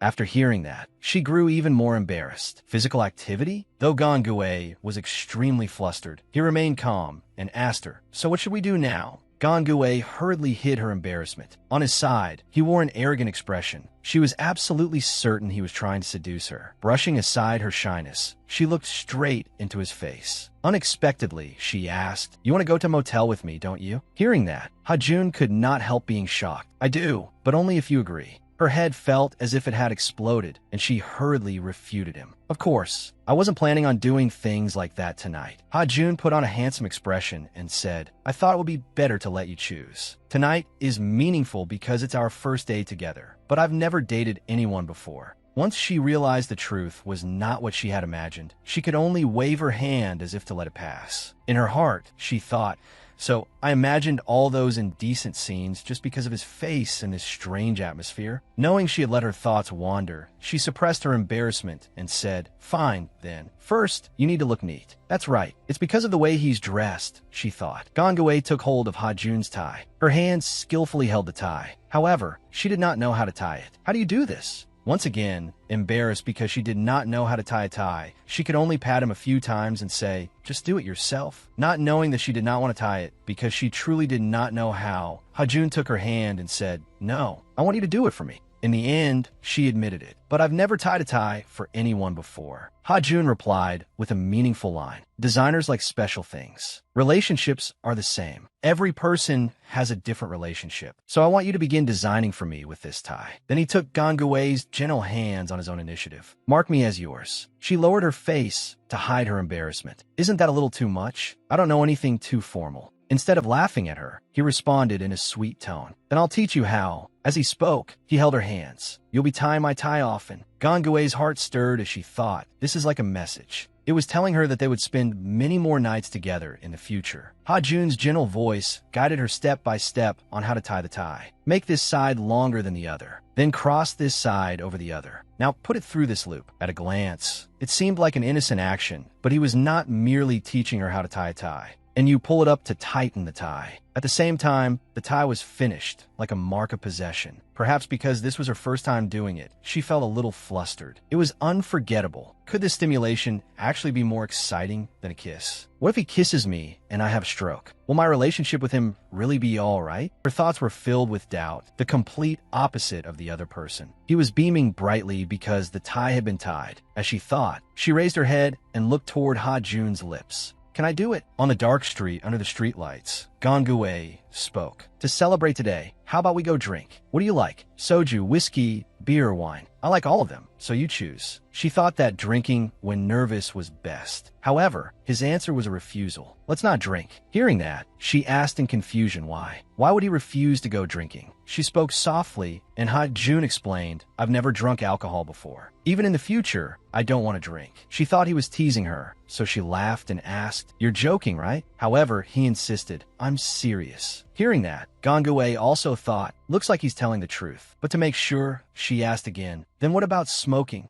Ha-jun's expression was still very serious. This was not too surprising either. What on earth? She looked at him and exclaimed, why are you such an upright young man? She questioned her entire life, her face full of astonishment. He stays far away from things like that, but he has such a wild appearance. If we don't drink, what should we do? What are we supposed to do? Suddenly, an idea flashed through her mind. How about we go eat? I know a really good place. Right, let's go eat. Once again, he refused. I don't eat anything after 6 in the evening. It's a habit I've had for 10 years. She glared at him in frustration and thought, then what do you want me to do? All of a sudden, she thought of a place and said to Ha-jun, wait, how about we take a walk near the police station? What do you think? As soon as she said it, she froze and pondered, my gosh, I said that without thinking. But it doesn't sound too bad. It should be bright enough there. Gongwei hurriedly tried to smooth over what she had just said. There are some pretty nice places there too. You like special places, right? The scenery there is beautiful, and it's quiet too. Ha-jun's expression stiffened, making her increasingly flustered. Why isn't he saying anything? Does he like the idea or not? Because she received no answer from him, she seemed a little irritated. She waved her hand and said, if you don't like it then, before she could finish, he spoke. If we take a walk, can we hold hands? His words were brief, but they could not help surprising her. He pressed her further. But do you not want to? It was obvious that she liked the idea too, so she immediately replied, Ido. Just like that, the two of them laced their fingers together. Happiness mixed with shyness showed clearly on her flushed face. Walking is fun too. After saying that, he took her hand and walked with an expression full of happiness. The two exchanged gazes filled with affection. The sky was darker than ever, aside from the lights along the street. Only a few lit rooms in the apartment buildings still sparkled. A couple strolled along the quiet road. They held hands as they walked together. Gongwei looked to one side and saw something. She quickly pointed so he could look too. She said to him, do you see that porridge restaurant over there? Let's go eat there someday. I'll treat you. The porridge there is really good. She added, oh, one time we were eating there when a wanted criminal walked in. As she told the story, she giggled and took another step. Gongwei then told another story. Can you believe it? The police were searching for him, and he came to eat right next to the National Police Agency. With her second step, she saw something else. On the other side were high-rise buildings glittering beautifully. She told Ha-jun, there are also some houses over there. They look really beautiful at night. By the 10th step, there was something interesting. Those roads all led to the same place. So if a criminal runs in that direction, we just need to take a different road, then ambush and catch them. The more they walked, the tighter they held each other's hands. Ha-jun glanced at her and smiled softly. The surroundings grew darker and darker. Only the bright full moon shone at midnight. A luxurious black car stopped right in front of the gate. After the gate opened, dozens of other cars followed it inside. One of the people there was Ha-jun's mother, Lady Ohi. She spoke gently. Welcome. A group of formally dressed people walked in with lively steps. Ohi bowed her head to greet them, and they respectfully greeted her in return. Then she invited the guests inside. On the last day of every month, at midnight, Ha-jun's grandfather spoke solemnly. Welcome, everyone. Powerful figures from the political and business worlds would come to hold a meeting. This social gathering, hosted by the Ju family, had been held for many years. The atmosphere was suffocating. On both sides sat 2 rows of officials facing one another. In the chief seat sat Ha-jun's grandfather himself. The meeting was extremely formal and protected with maximum security. The sound of the door closing rang out, and they prepared to begin. One leader said, the fact that the hacker is targeting only Chief Justice Kim shows that they are challenging us. We need to catch that hacker and find out who is behind this. There is no need to worry about this issue. The arrest warrant will be rejected as usual. Another person disagreed. How naive. The people of this country are not fools. Everyone already knows about that scandal. What meaning is there in rejecting the arrest warrant now? Will the public accept it? Then what should we do? The chief presidential secretary spoke up. The VIP says we should let them arrest Chief Justice Kim. The entire room fell unusually silent. Everyone's expression was extremely tense. Arrest him. Everyone among them seemed to fear something. Does the VIP want to remove a loyal man? But removing just one person won't resolve this matter. Those two want to bring down the entire system. A fat general raised his voice. That is enough. Once Chief Justice Kim is arrested, more people will be implicated. How can the VIP possibly handle this? The chief presidential secretary's face darkened. Then he asked sharply, this room is full of former chief justices. Is there truly no one who can handle this case? Do what you must. Manipulate public opinion. Make them believe that the leaked documents are fabricated. If necessary, we can prevent witnesses in the case from appearing in court. Anything that buys us more time, do it. The fat man completely agreed. That's right. We need time, and we need to calm public opinion. At that moment, Ha-jun's grandfather looked over the people discussing plans below him. From the beginning until now, he had not said anything about this incident. Finally, he spoke. When you leave, take a jar with you. It is marinated abalone and dried pollock. Everyone knows my wife and my daughter-in-law are very good cooks. As he spoke, he winked at the group. The meeting seemed to have ended. One by one, they left. Before leaving, the chief presidential secretary bowed and said to Ha-jun's grandfather, "You always go through trouble to host this meeting." The old man replied, "It is nothing. I'm simply glad that everyone was willing to accept an invitation from an old man with no authority." When everyone heard that, they grew wary. No authority? A voice sounded from behind him. "Sir," it was the voice of the chief presidential secretary. He said, "The VIP is interested in your grandson. Would you like to arrange a dinner for him and the VIP's granddaughter?" The old man looked at him and replied, "Please tell him that I deeply appreciate his attention toward my grandson, but I am afraid I must respectfully decline." He turned to Ha-jun's mother and called OHI. A carefully wrapped bag of red fruit lay in OHI's hands. A ginseng grower I have known for a long time sent me some fresh ginseng. She handed it to the chief presidential secretary. Perhaps because this gift was too expensive, he hurriedly refused. "Oh my, there is no need." Seeing that, the elder chairman said, "Please accept it. It is a gift of hospitality from us. Last time, when I saw you on television, you looked rather tired." I was surprised. The chairman's wife, who was also Ha-jun's grandmother, said to her daughter-in-law, "I'm glad the meeting was moved to midnight. Now, instead of preparing a grand dinner, we only need to make light refreshments." Lady OHI also agreed with her. "Yes, I think so too." On this side, the two ladies were cleaning up when the chairman walked in with an irritated expression. Seeing that, Mrs. Myung-hui turned to him and asked tentatively, "What is wrong?" It turned out to be about what the chief presidential secretary had said. He told her what had happened earlier with a displeased attitude. Can you believe that old man wanted to match his granddaughter with our Ha-jun? After hearing this news, the old lady could not stay calm either.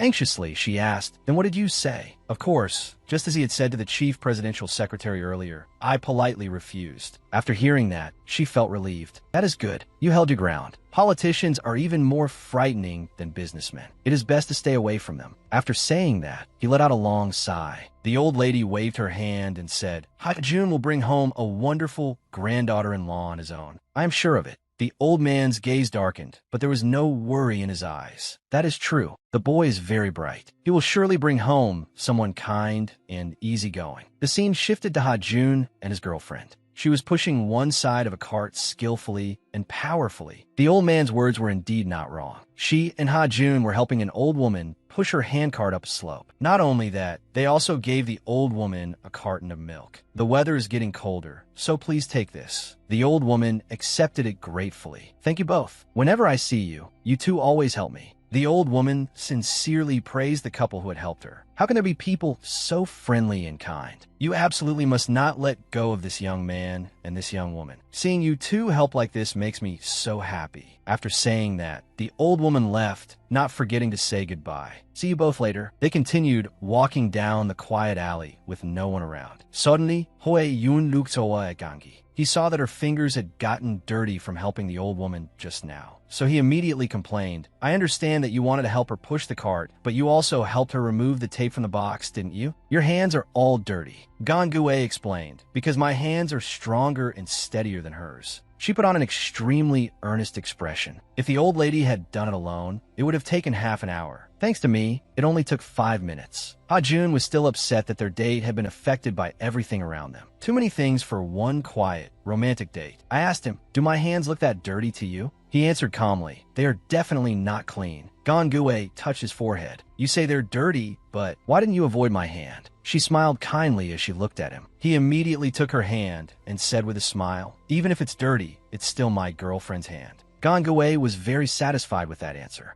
She said, Good. Stay that way, and don't ever change your mind, got it? Even if my hands are dirty, my boyfriend must always hold my hand." The two of them laced their fingers together and continued walking. "What's on my hands isn't dirt. It's compassion, something that will warm this cold and hostile world." Their hands were intertwined as if they could never be separated. She lifted his hand and asked, "You understand too, right? That's why you're holding my hand like this, isn't it?" Ha-jun thought to himself, "Not exactly. I don't like dirt, but I like holding your hand more. She winked and said in a sweet voice, then I suppose I'll have to hold on tightly to my boyfriend too. Your girlfriend is no ordinary woman. She seemed quite excited. Then, suddenly, she had a bad feeling and turned her eyes in that direction. Ha-jun still did not understand what was happening. He slowly opened his eyes. What is this? She pressed him against the wall. She looked into Ha-jun's eyes. This time, and place were perfect for a kiss. The angle was perfect too. Gongui teased him with her full lips. Darling, you said you were good at physical activities, right? It was already the middle of the night. She whispered to him, you told me you were good at sports, didn't you? Their legs brushed against each other. Then are you good at running? Ha-jun answered honestly, I run on a treadmill. In his heart, he thought, I don't like Gongui. But he answered with one word, good. Which do you like, soju? I like whiskey, beer, or wine. I like all of them, so you choose. She thought, when you're nervous, drinking is best. Huh? Everyone has instincts. I can tell just by looking. Gongui winked at Ha-jun. You'll help me, right? She warned him, don't be too reckless. If you help me catch him, I always pay attention to you. But why don't you do the same? His hands began to cup both of her cheeks. I'm your boyfriend, aren't I? She answered, yes, you're my boyfriend. That's why I hope you'll understand. This is my job. You've been off duty for hours, he grumbled. Gongui hurriedly explained, I can't ignore it because I'm a police officer. Even if I weren't a police officer, I still couldn't just stand by and watch someone else be in danger. As soon as she finished speaking, the suspect really did snatch a woman's handbag. The woman screamed, help me. I knew it. She prepared to run over and catch the man. Ha-jun held her hand tightly. He said, remember to reward me. She became serious. If we catch this guy. He looked at her with satisfaction. They began their plan. She ran ahead and called back, run, boyfriend. He ran behind her, surprised by the word boyfriend. Will this relationship really be all right? But my heart has already chosen her. Gongui's figure ran quickly toward the robber. I'll catch up to her, even if this heart burns up. She shouted at the robber, police, stop right there. The man was not afraid at all and replied indifferently, like I'm going to stop. The chase continued from one street corner to another road.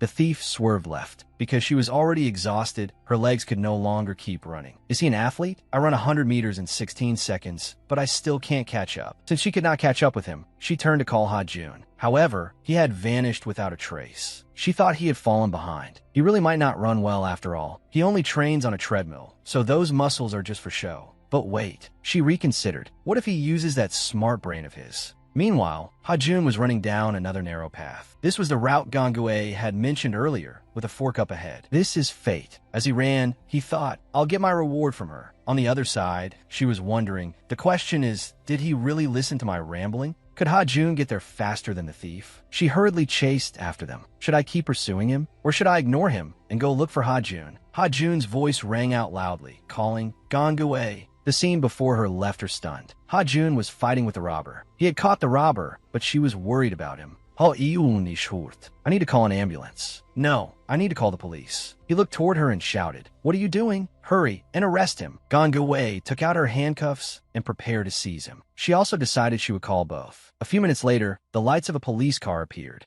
A detective was exchanging information with Gongui. The police officer left after escorting the criminal away and taking the details of the incident. Ha-jun's face was a mess after capturing the robber. From overexertion, he had collapsed right onto the road. She had forgotten he was in that state and turned toward him. She gently sat down and lifted his head onto her lap. In a worried voice, she said, the ambulance will be here soon. Rest for a bit. Gongui blushed again and said, you'd better appreciate this. I don't usually let other people lie in my lap. Happiness was clear in his smile. You should be a prophet, not a detective. You knew this would happen, so you told me about the fork in the road. She did not know what to say, so she answered vaguely, yes, that's right. So what? He was smiling, but his injuries were still there. He made an uncomfortable expression. She was very worried and immediately asked, what's wrong? Are you okay? Where does it hurt? Ha-jun said with difficulty, I can't let it burn up. She did not understand and asked, what? My heart. What's wrong with your heart? Why would your heart burn up? Because I ran too fast. My heart isn't used to working that hard. She shouted in worry. Then you should have waited for me. Don't run like that. Why risk your life for someone you've only been dating for one day? Ha-jun replied, earlier, you promised to reward me. Do you remember? This is your fault. She understood and felt relieved. Fine, let's say it's my fault. No, it is your fault, Gongui. She looked at him in confusion. Beneath the star-filled sky, his eyes slowly narrowed. He said, "I'll take a short nap. I haven't slept all day." Gongue scolded him. "The ground is filthy. Is it okay for you to lie here? I thought you didn't like dirt, but you told me that if there is compassion, then nothing is dirty at all. And I think I understand now what you meant by compassion. When the ambulance arrives, tell them to take me to Seko Hospital." She did not know why he wanted to go to that hospital, so she asked why. "That's the hospital I usually go to." After saying that, Ha-jun fell asleep. His snoring was as loud as a tank, leaving her amazed. He is exactly the clean type, and yet now he's snoring this loudly. Shin-jujin, Gu-hoi-yun. Those names appeared one after another in her mind. I wish you were Jujin, but at the same time, I'm glad you aren't him. My feelings are clashing with each other. They're all just names. I'm starting to feel more alive. Gongue's hand gently stroked his forehead. It's because of this man. Ha-jun was transferred to the hospital. His family also came after hearing that he had been hospitalized. Ha-jun was taken to a VIP room. His grandfather and grandmother hurried over, their hearts full of worry. The old man asked, "Ha-jun, what happened to you?" He answered, "Nothing, grandfather. I just need to rest a little, and I could be discharged tomorrow. I hope my family wouldn't find out, but it looks like the hospital called them. My plan was to rest for the entire day today and have Gongue come here. But now it's all ruined." The old professor was still very worried about his grandson. "I thought you went on a date. How did it end up affecting your heart?" After hearing what he had said, the old man seemed to realize something. He turned to the old woman and said, "Dear, why don't you step outside for a moment?" "But I haven't even spoken to Ha-jun yet," the old woman replied. After she left, the door was closed. The old man leaned close to the boy's ear and asked, "Ha-jun, did you perhaps do something?" "No, sir." The old professor was extremely disappointed. "Oh, good heavens. Why haven't you yet? I respect women, grandfather." The old man grimaced. "What? Why are you so old-fashioned? I thought young people these days ate before setting the table. They're going to get married anyway. It's not such a big deal. I want to have a great-grandchild soon, too."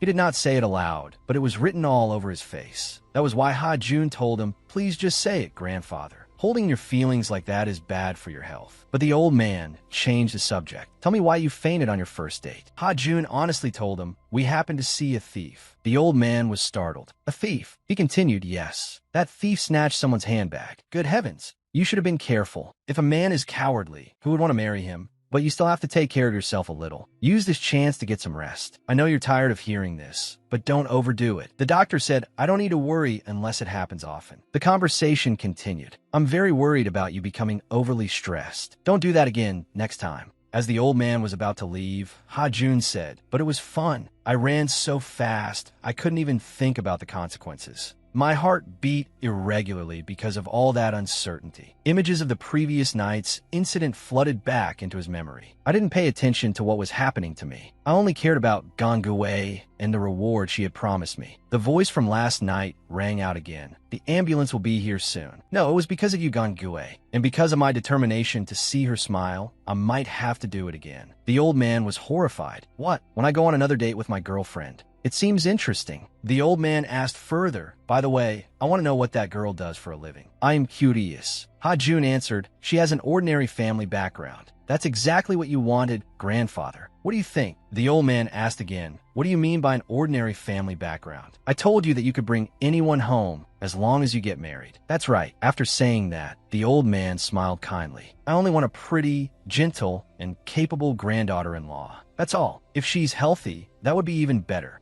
Once again, memories of the previous night flooded back. This time, it was the moment when the two of them helped an elderly woman. The old woman's words were deeply engraved in his mind. How can someone be so friendly and kind? "Young man, you absolutely must not lose this girl, because my hands are stronger and steadier than hers." Those moments were impossible for Ha-jun to forget. He said with satisfaction, "She meets all the criteria." The old professor looked at him in confusion. Seeing that, Ha-jun immediately explained, "My girlfriend does." "I see." Then he had another question for the old man. "But grandfather, you have money, but you really don't spend it? You could hire someone to help you." The old man truly did not understand what Ha-jun was saying. "What on earth are you talking about? I kept my promise to find a girl and go on a date. Isn't that right? If you agree to keep your promise, I'll try to move on to the next step as quickly as possible. I mean marriage." The professor's face turned pensive. He left the room. In his heart, he thought about what had just been said. As long as the boy gets married, there won't be any problem. He said to his wife and daughter-in-law, "Let's go home quickly." Oh, he carried a huge box and said, "Please let me bring this food in for Ha-jun." The hot-tempered old man shouted loudly. You know Ha-jun doesn't eat when he's tired, so why did you still bring food? That's why blood really is thicker than water. The boy said he's going to sleep. Let him rest. Yes, sir. Oh-wee sighed and carried the box of food back. Meanwhile, at Seko Hospital, the old professor was extremely disappointed. Oh, good heavens. Why hasn't he yet? He respects women. The curtains are controlled by remote too. Yes, this is a VIP room. The view from here is incredible. It was Gangue's voice. She was marveling at the conveniences and modern features of the place. You seem more interested in the room than in your boyfriend. She remembered that she had a boyfriend and turned to ask after him. Oh, right. How are you feeling? I just need to rest for about 15 minutes and I'll be fine. Is your heart that weak? You look tall, strong, and healthy. He gave an awkward smile. She really was something. When are you being discharged? Tomorrow. She bit her lip. Her eyes were full of sadness. Seeing that, he immediately asked her, if you have something to say, just say it. She was startled. Gangue asked, how did you know? He felt proud that he had learned more about her. You have a habit of biting your lip when you're about to say something. I observe you with a purpose. I can understand your expressions. She was moved and blushed. You bite your lip when you're holding back what you want to say. I didn't study your expressions for no reason. You know that, don't you? Ju Ha-jun curved his lips into a faint smile, as if showing that he had everything about Du Gangue in the palm of his hand. So now I can read it as clearly as daylight. He leaned slightly forward, causing Du Gangue to instinctively step back. I wouldn't call a habit, but I have a special trait. I thoroughly understand anything that interests me. And if it's a living being, I investigate it down to the cellular level. He gently reached out his hand. From there, I'd understand it clearly enough to make it mine. He smiled smugly and lightly touched Gangue's cheek. In truth, he wanted to say that everything he did was only to understand her better. Does that mean you want to understand me clearly? He smiled and gently brushed his hand over the corner of Gangue's eye, where she had a distinctive tear mole, and said, you really are captivating.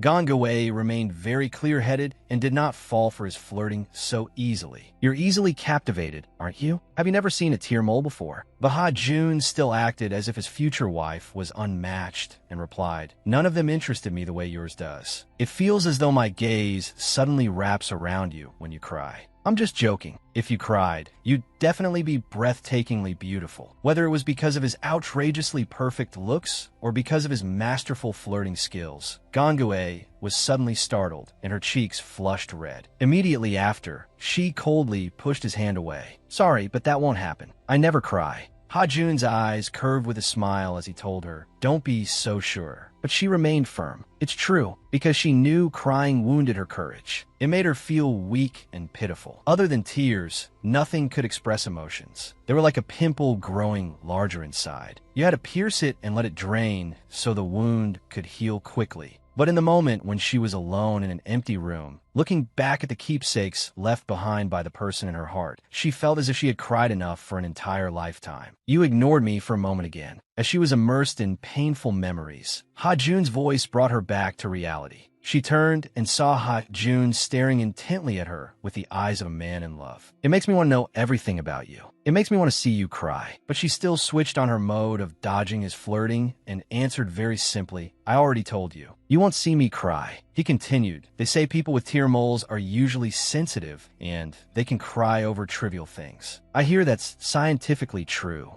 Gangue innocently asked, who said that? He answered, a psychologist named Peter Anderson. Although Gangue had never heard that name before, she still allowed herself a half smile and guaranteed that she was an exception. As for him, he did not object. Instead, he acted as if she was the best, as if she was number one and no one else even came close. As if noticing signs of slipperiness on the other person's face, Gangue turned and confirmed once more, I do not cry. He smiled with great confidence and said, I believe you. However, Gangue hated this man's indifferent attitude, so she started feeling irritated. She thought, what is with that face? And so, despite the fact that he was hospitalized, the little lovebirds started bickering again. I'm really not crying. The other side answered curtly, I know, I really do. The clash between the mischievous, teasing star and his easily angered wife ended with Gongue so furious her blood pressure nearly dropped, while the other side burst out laughing. He really did not believe her. She was so mad she could die, wanting to teach him that laughing at the wrong time would cost him a basket full of teeth. Gongue immediately switched to merciless action. Don't mess with me. Even if you're patient, I won't spare you. Ha-Jun was shocked out of his mind. Fortunately, right then, the ringtone from the phone in her pocket rang out, stopping Gongue's actions. She temporarily spared that man's life and turned to answer Hayono's call. Truly, one should never anger the queen of the house. Her voice suddenly turned serious as she asked into the phone, "You received the order?" When he realized she could no longer lay a hand on him, Ha-Jun's face visibly switched back into a gleeful mode. Gongue listened, then said, "All right, I'll be there right away." She did not forget to take a jab at the man. "Thanks to this phone call, your neck hasn't been broken yet." Ha-Jun, who had been terrified just moments ago, started acting slippery again. "You have to go now, huh? Save the license plate number and find the location first. I'll come." After saying that, she hurriedly ran out to the police car to carry out her duty. She had not left for long when a call came from Ha-Jun. He asked, "You said you had something you wanted to tell me?" Gongue was a little surprised and hesitant. Actually, at first, she had intended to ask whether he would accept the Brave Citizen Award. But in the end, she only reminded him, "Another officer will come visit you." Unexpectedly, this man was asking for a beating again and continued joking around. "Another officer? If you like, just bring them here. I want to show off my girlfriend anyway." Gongue had to cut him off first to keep him from pulling nonsense again when the time came. "If you dare brag, don't blame me. I'll disappear for a few months." From the other end came a doubtful voice. "You mean we have to keep this relationship a secret? I don't want to be bothered by other people. Besides, we don't even know where we'll end up." Ha-Jun thought for a moment, then agreed. "Fine, but I have one condition. Whenever I want, we have to meet, even if it's today." Though Gongue felt regretful, she had to ask permission to shatter his beautiful dream. "I'm on my way to Keong province. If the mission fails, I won't be able to return to Seoul today." However, what made her pause was his answer. "Then I'll come to where you are, no matter where that is." Just as he had said before, "I'll come anywhere you need me." Those words suddenly gave her a warm feeling inside, and a smile bloomed on her face. This was the man who had returned from China just to see her. He would come anywhere she was, even in a patient's uniform. Very soon, she and her colleagues from the police station quickly drove out to carry out their mission and monitor the target. They parked in a hidden spot to observe from a distance. The sight of what seemed to be a happy family made them so angry they could not stand it. They cursed, "He really is a shameless bastard." Hayono quietly lowered the car window and observed the target, saying in a contemptuous voice, "He destroyed the lives of 2 families over borrowed money. And yet look at him, happy in his own home." Gongue began deploying the mission with her colleagues. "There are 2 entrances. To prevent risk, Inspector Kim will guard the gate. Hayono, you come with me, along with the rookie." Hayono quickly nodded at her arrangement. The young man sitting in the seat beside her was somewhat startled and hurriedly answered, "Yes, ma'am." Gongue looked at his expression and asked him, "Are you nervous?" He replied, "A little, ma'am." Toward the newcomer, Hayono switched on his teasing mode and laughed. "You're curled up like a cat. Why did you apply to this department?" The rookie innocently replied with bright eyes, "Getting into the Major Crimes Investigation Bureau is everyone's dream. Besides, I also want to catch criminals, especially murderers. It's just that I haven't had any real field experience yet." But after hearing his seniors repeatedly warn him that, because of that dream, he would have to risk his life, the young rookie, fresh out in the world, was so scared he nearly fell apart. Gongue spoke up to remind the colleagues who were laughing so hard they could not close their mouths. "Stop scaring him. He's about to faint." Hayono argued, "When I was a rookie, you said the same thing to me." Gongue replied, "That was because you weren't scared enough and acted recklessly. But look at this rookie. He's very cautious." On his first day at work, being highly evaluated by a beautiful female superior made the rookie so happy his eyes curved with delight, and he scratched his head awkwardly. Gongue reminded the rookie, "Once we get inside, remember not to provoke the culprit. No matter what, criminals like murderers won't do anything rash when they're with their family. You also have us. That's all I want to say." As soon as she finished speaking, a phone notification rang, signaling that a message had arrived. Gongue checked it and found that it was a message from the person she loved, saying, "Can we meet today?" Because the investigation situation was still complicated, she replied, "Probably not." He quickly replied, "Don't worry about me. Focus on your work." Though that was indeed what she had intended, for some reason Gongue could not suppress a slightly disappointed expression. "I didn't expect this." I thought he would beg me to come see him after I finished work, even if the sky was already growing dark. Ha-jun sent another message. Don't do anything dangerous and don't get hurt. Text me when you're done. Those gentle words of concern made her heart stir a little. So does that mean he'll wait for me? She immediately typed a message. I'll send you the address and passcode. The hospital is far from here, so wait for me at my place. As she typed, her whole face flushed with embarrassment because she had not expected herself to give him her address and passcode after only 2 days of dating. This was too strange. Perhaps because she was too embarrassed, or because her head had gone fuzzy, her finger slipped and she sent another message. Or not. Either way is fine. After sending it, she realized she had really messed up. This was even stranger.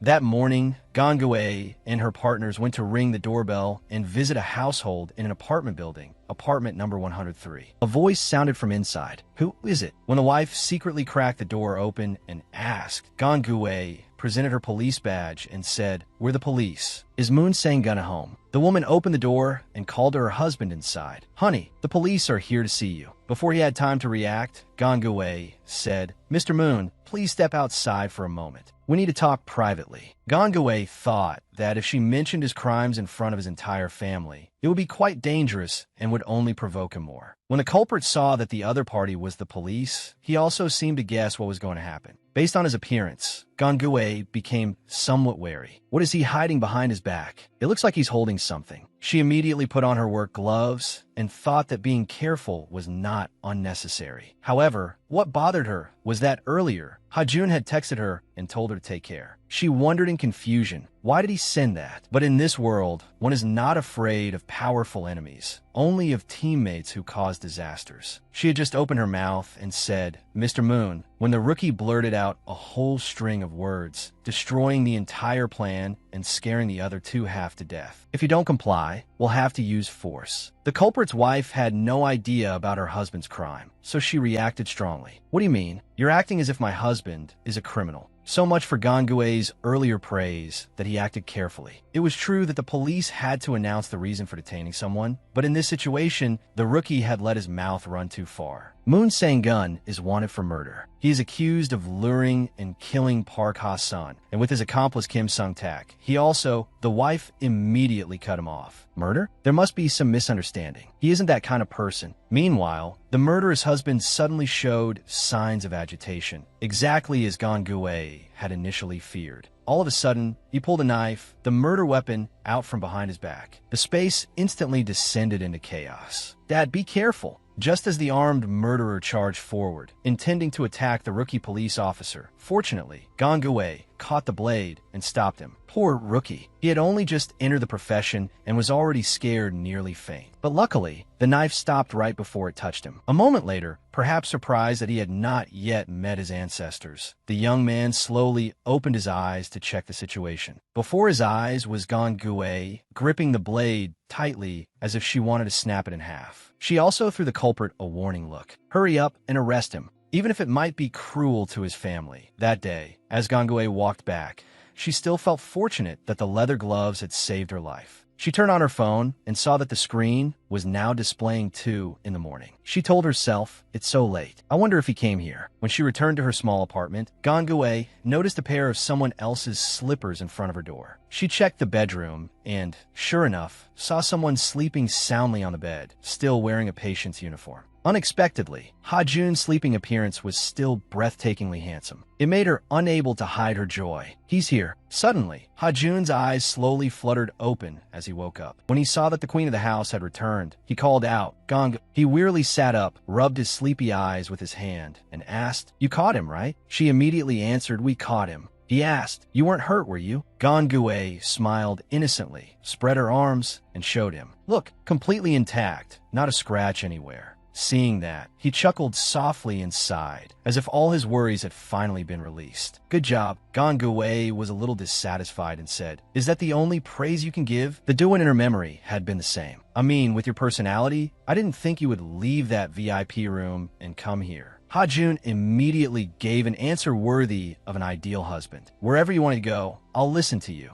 Taking advantage of that, Gangwei made a gesture as if sending him off, teasing him a little. "You just wanted to see me, right? Now you've seen me. so please go home. He acted as if his fragile heart had been wounded. I thought you wanted me to spend the night with you. Gongwei did not dare admit that the person who had made this shameless suggestion was herself, so she only said leisurely, the bed is small, and besides, I don't sleep much. The two immediately took the chance to flirt with each other again. You can lie on top of me. I don't mind. Don't try any tricks. Hurry and go home. Ha-jun then started coaxing the queen of the house with the age-old speech and those bright red flags. Don't worry. I won't do anything. I swear I'll only hold your hand. After saying that, he boldly intertwined his fingers with hers. She had not expected her own skin to be this thin. At the slightest thing, her face flushed bright red. Now you even have to ask permission to hold my hand. He answered calmly, you're my girlfriend. But even married people have to respect each other's boundaries. For some reason, ever since his beloved had agreed to date him, Ha-jun had become teasing, shamelessly teasing. He said innocently, I'll do that if you feel annoyed. But right now, it seems like you don't, does it? Or are you hiding something? She irritably avoided his gaze and said, no, to be honest, it had been a long time since she had done this kind of thing. The feeling of someone being comfortable with her and touching her like this was hard to describe. She thought to herself that this was the first time someone had wanted to win her heart so much. And he was also extremely straightforward, shameless, and arrogantly confident. Gongwei said, that's why I want to take it slowly. You need to be considerate so it won't make things difficult for both of us. He immediately gave a radiant smile and answered, sure, I'm confident I can do that. For some reason, her expression sank at that moment. Don't be sad. Men all thought she was a strong, frightening, and unapproachable woman. The only one who had been comfortable with her was Jujin. Because of that, his image still seemed to remain as a knot in her heart to this day. She returned to reality and stared at Ha-jun, confident about what? Touching a woman without permission. Ha-jun smugly lifted his hand, the one wearing the ring, and said, if I'm not given permission, I won't do it. But you touched me. Ha-jun even extended the finger wearing the ring as if to tease her. That's because you seduced me. It's like you're more attracted to this ring than to me. Her cheeks had already flushed pink again, looking extremely adorable. She was furious, but she could do nothing to that man. If you know, then hurry up and let me see it. No, then don't wear it anymore. Gongwei was so angry, she almost let out steam. She told him, stop provoking me. In contrast, he kept joking around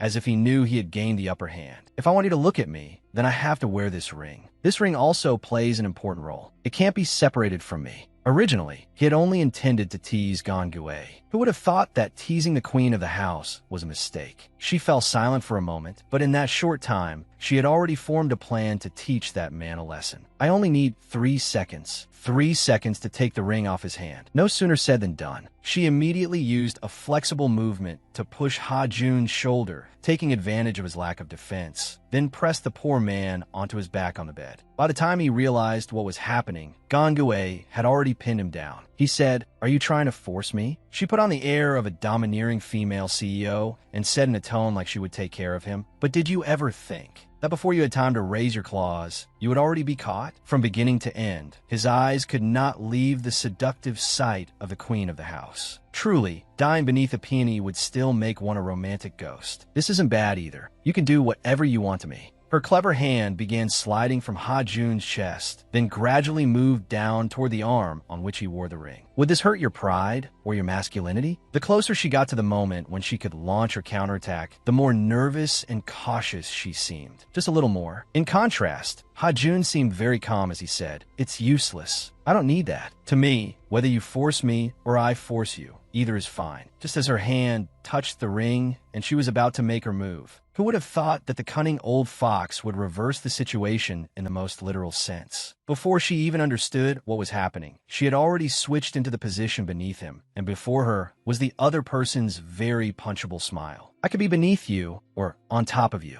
The two were about to shower everyone with so much sweetness that the crowd screamed. I think either top or bottom is fine. It was no different from saying that as long as they both enjoyed it. What did top or bottom matter? As long as it was fun, it was fine. With her instinctive superpower to dodge flirtation, Gongwei still did not waver and said, do you like me underneath? Standing before his wife. What shame did he have left at this point? He quickly nodded in confirmation. The view from here is beautiful, with you lying beneath me like this. It was too heart-fluttering. At this moment, Gongwei's weakness for handsome men seemed to be stimulated, making her face grow even redder. But instead of letting things go further, she remained very clear-headed. She avoided his gaze and seriously ordered, "Get off me now, or I'll throw you off." Ha-jun looked disappointed and said, "You started it first. You were looking for my ring." Gangwei jumped in shock and froze stiff. So my clumsy plan was exposed without me realizing it. He knows. The smile in his eyes grew even stronger as he told her, "Your sneaky little action was quite an effort. I almost fell for you. It's just a ring, so why are you trying so hard? Using force on someone who hasn't committed a crime that really isn't like you."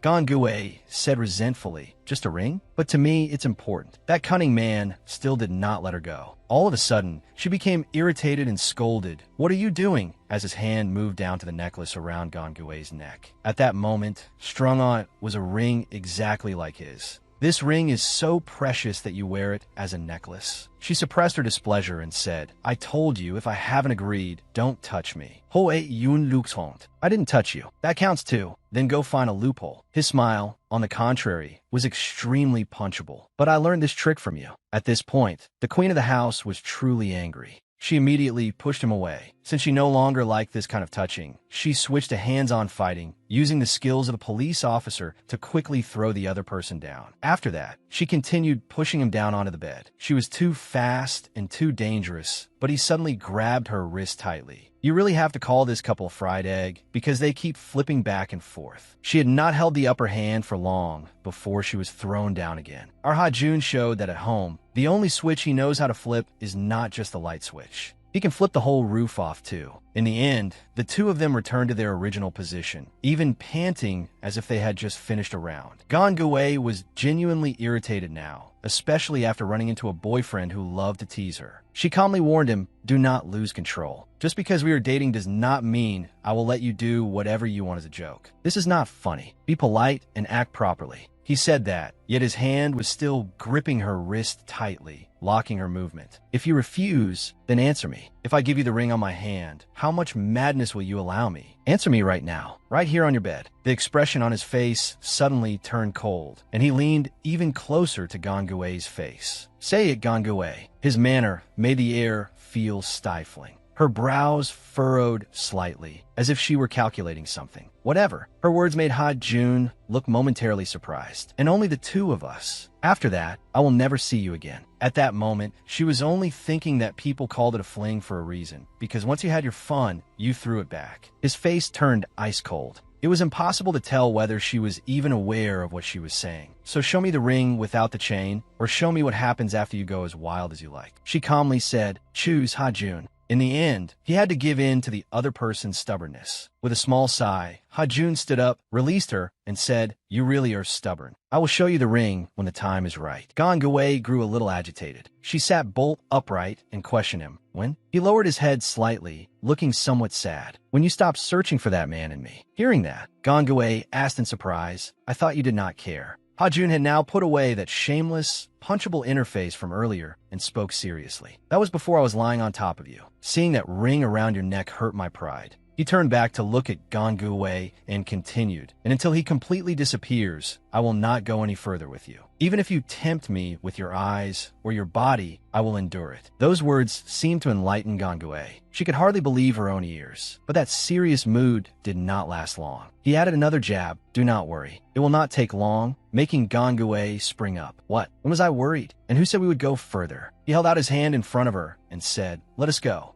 Gangwei still seemed annoyed about how he had flipped her over like rice paper earlier, so she openly resisted. "You said you did not want to go further, so why do you still want to hold my hand?" He smiled and said, "At this point, we have already come this far." Gangwei grumbled inwardly, wondering if he meant they would not go further than what they had already done. She cautiously asked where he wanted to take her, and he simply said they were going to get something to eat. In her memory, however, he did not have that habit. He tilted his head and looked at her meaningfully. "But you do. You would definitely let your colleagues go home, then review the case by yourself, and then go straight home with nothing in your stomach, even if it was midnight." After hearing that, she froze as if glue had been sprayed on her and wondered how he knew these things so clearly. Ha-jun smiled and said, "If I were not here, you would go straight to bed, would you not? That is why I came, to see you and to feed my starving girlfriend. At least I have the right to do that, do I not? After all, I am your boyfriend. My purpose is pure and innocent. Even if you want me to stay, I will not do anything." Gangwei seemed rather shocked. shocked. She had thought there was no such thing as a pure snowflake in this world. But still, she found it hard to believe that Ha-jun was actually a green flag. He had the interface of a playboy, yet unexpectedly, he was this cautious. It truly made people see him in a different light. Gangwei awkwardly said, "Sorry for misunderstanding you. You look like a man who makes a living off his face, so I overthought things." He was clearly innocent, yet the roof of his house had labeled him as someone who wanted gains without work, someone doing business with his own natural assets. So he was a little sulky as he asked, "Gangua, do you call every handsome man a gigolo?" Gangua lost composure and thought to herself that he knew he was handsome. It was not exactly unexpected. If they're too handsome, then yes. That is just my personal opinion. Their looks make me uneasy. That is the most sarcastic compliment I have ever heard. Gangwei scratched her head awkwardly and replied, "If you think so, then let us go." Just moments ago, these two had been wrestling and bickering on the bed, yet now they had already become like a pair of lovebirds. Ha-jun was still feeling wronged that Gangwei kept changing the subject after she coaxed him, saying, "You said you wanted to feed me, right? Come on, I know a really good place. I guarantee the food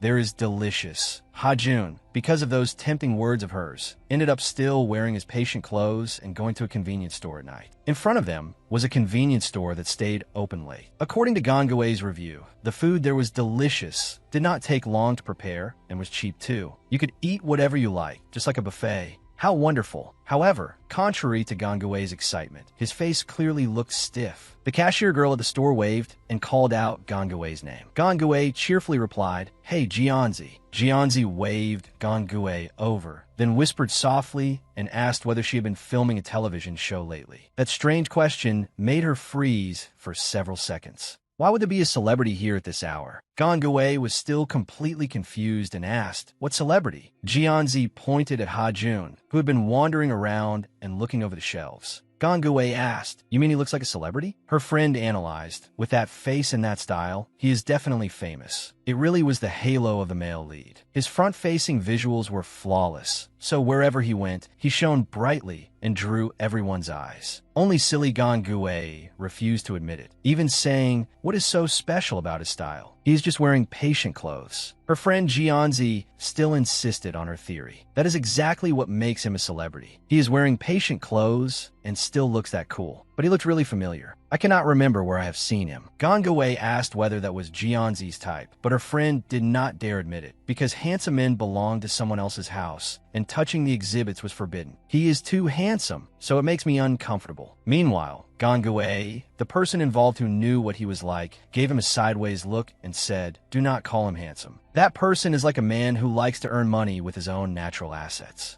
A real player of that type, with that appearance, he can manipulate everyone, especially girls." If Ha-jun knew that the girlfriend he had been pursuing these past few days was slandering him so mercilessly, who knew how badly he would collapse? In the end, her friend was psychologically manipulated by Gangwei and admitted, "Now I understand why you call him that." And yet these two were speaking ill of him without any sense of discretion, chattering so loudly that Ha-jun could not miss a single word. But because he had the nature of a man who spoiled the roof of his house, he merely sighed and let it pass. Unfortunately, because Ha-jun's visuals were too high quality, her friend still could not overcome them with reason and said, "I cannot take it anymore. My mind is wavering." Then Ha-jun spoke up and reminded Gangwei, "Tell me when you are done. I will wait outside." After saying that, he left the store, probably to give the two human-powered cameras some space to operate naturally. Meanwhile, Ryak, an old acquaintance of Gangwei's, received a message from Hyono asking him to check on Gangwei's situation. Gangwei just got off work. She's been too busy lately and still has not eaten anything. Could you check whether she has eaten yet? The young man read the message and hesitated slightly. He thought, "I'm not her family, and now she's not my girlfriend either. I am just an old friend, and I only want to regard her as a friend, nothing more and nothing less. I was rejected by her, abandoned by her, and completely turned down. Does he really think I'll go check on her?" Then,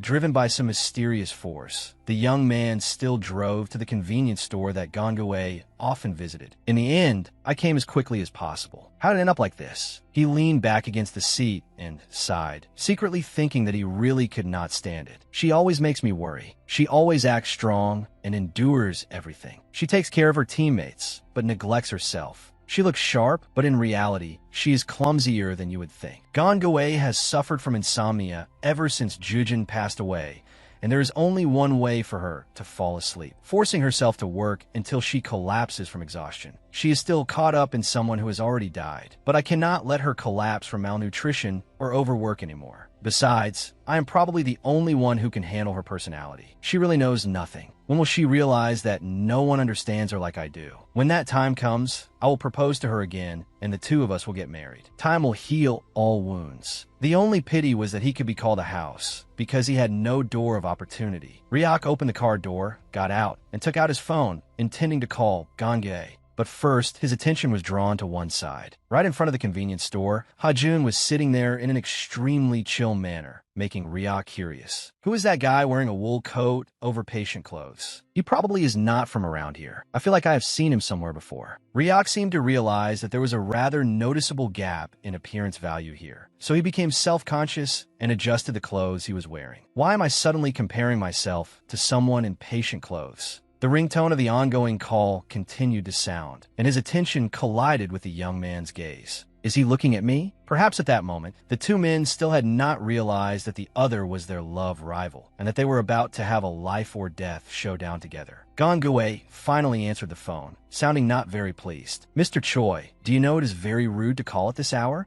Ryok cheerfully asked, "You are not asleep yet?" Gangwei replied very coldly, "No. But even if I were asleep, I would still pick up." When the other party asked what she was doing, Gangwei honestly said she was shopping. He seemed surprised and asked, "Shopping? Where?" But it did not take too long for him to get the answer, because he had already seen Gangwei from afar. At that moment, she was paying inside the convenience store while speaking on the phone. "Tell me why you called first. Is it work-related or personal?" When she heard the other party answer that it was personal, Gangwei did not waste any more time and said, "Then I am hanging up." Just then, a voice suddenly sounded behind her. "But I came all the way here to pay for you." She startled and turned around, only to see that wandering ghost of a man already standing right behind her. At some point, he had even put on a confident smile. Gangwei, on the other hand, was frightened out of her wits and shouted at him to leave quickly. Meanwhile, Ryok had no idea what was going on and asked her why. Her attitude was very urgent as she said, "I will explain later. Please hurry up and go." Yet that Ryok still did not understand the seriousness of the situation. He snatched the bag of items Gangwei was about to buy, but had not yet paid for, and said, "All right, I will buy a few things first and then leave." Without waiting for her agreement, he took out his bank card and was about to pay for her. But before the cashier could take it, the card was suddenly snatched away. It turned out that Ha-jun had smelled from afar the scent of a strange man trying to steal his girlfriend. So he rushed over like a god and asked Gange, "Who is this? Why is he paying for you?" Ryok now began to find this unfamiliar man unpleasant to both the ears and the eyes. Gangwei could only sigh. "See, I told you to leave." In the end, it became a confrontation between the two men. Ryok stepped forward and asked, "Then who are you? Why'd you take my card?" Ha-jun did not hide his displeasure either. He said to Gangwei, "I told you to end everything before I returned to South Korea. Did you forget? Or did you do it on purpose?" The other man said, "Gangwei, you choose." So the only one extremely bewildered in the middle was her. Ha-jun was already starting to give off the faint scent of vinegar. "Gangwei, will you do it, or should I?" That idiot, still not understanding the situation, even stuck his nose in and said, "Gangwei, you know this person? He is too young. He does not suit you." That sentence made Gangwei freeze for several seconds. She secretly wondered what he meant by that. Was he saying she was too old? Why could she not date someone who was both refined and financially capable? The two men began exchanging deeply affectionate looks while she stood in the middle, flustered and not knowing whose side to take. Ryok snatched back his bank card and said, "Give me back my card." Then, as if by prior agreement, both of them took out their bank cards at the same time, held them toward the cashier, and said, "Here, take my card." The cashier asked Gangwei in confusion which card she should take. Who would have thought these two had such a passion for spending money? The two men still exchanged bullet-like glares, neither willing to yield. Even Gangwei nearly fainted on the spot and asked, "How did things end up like this?"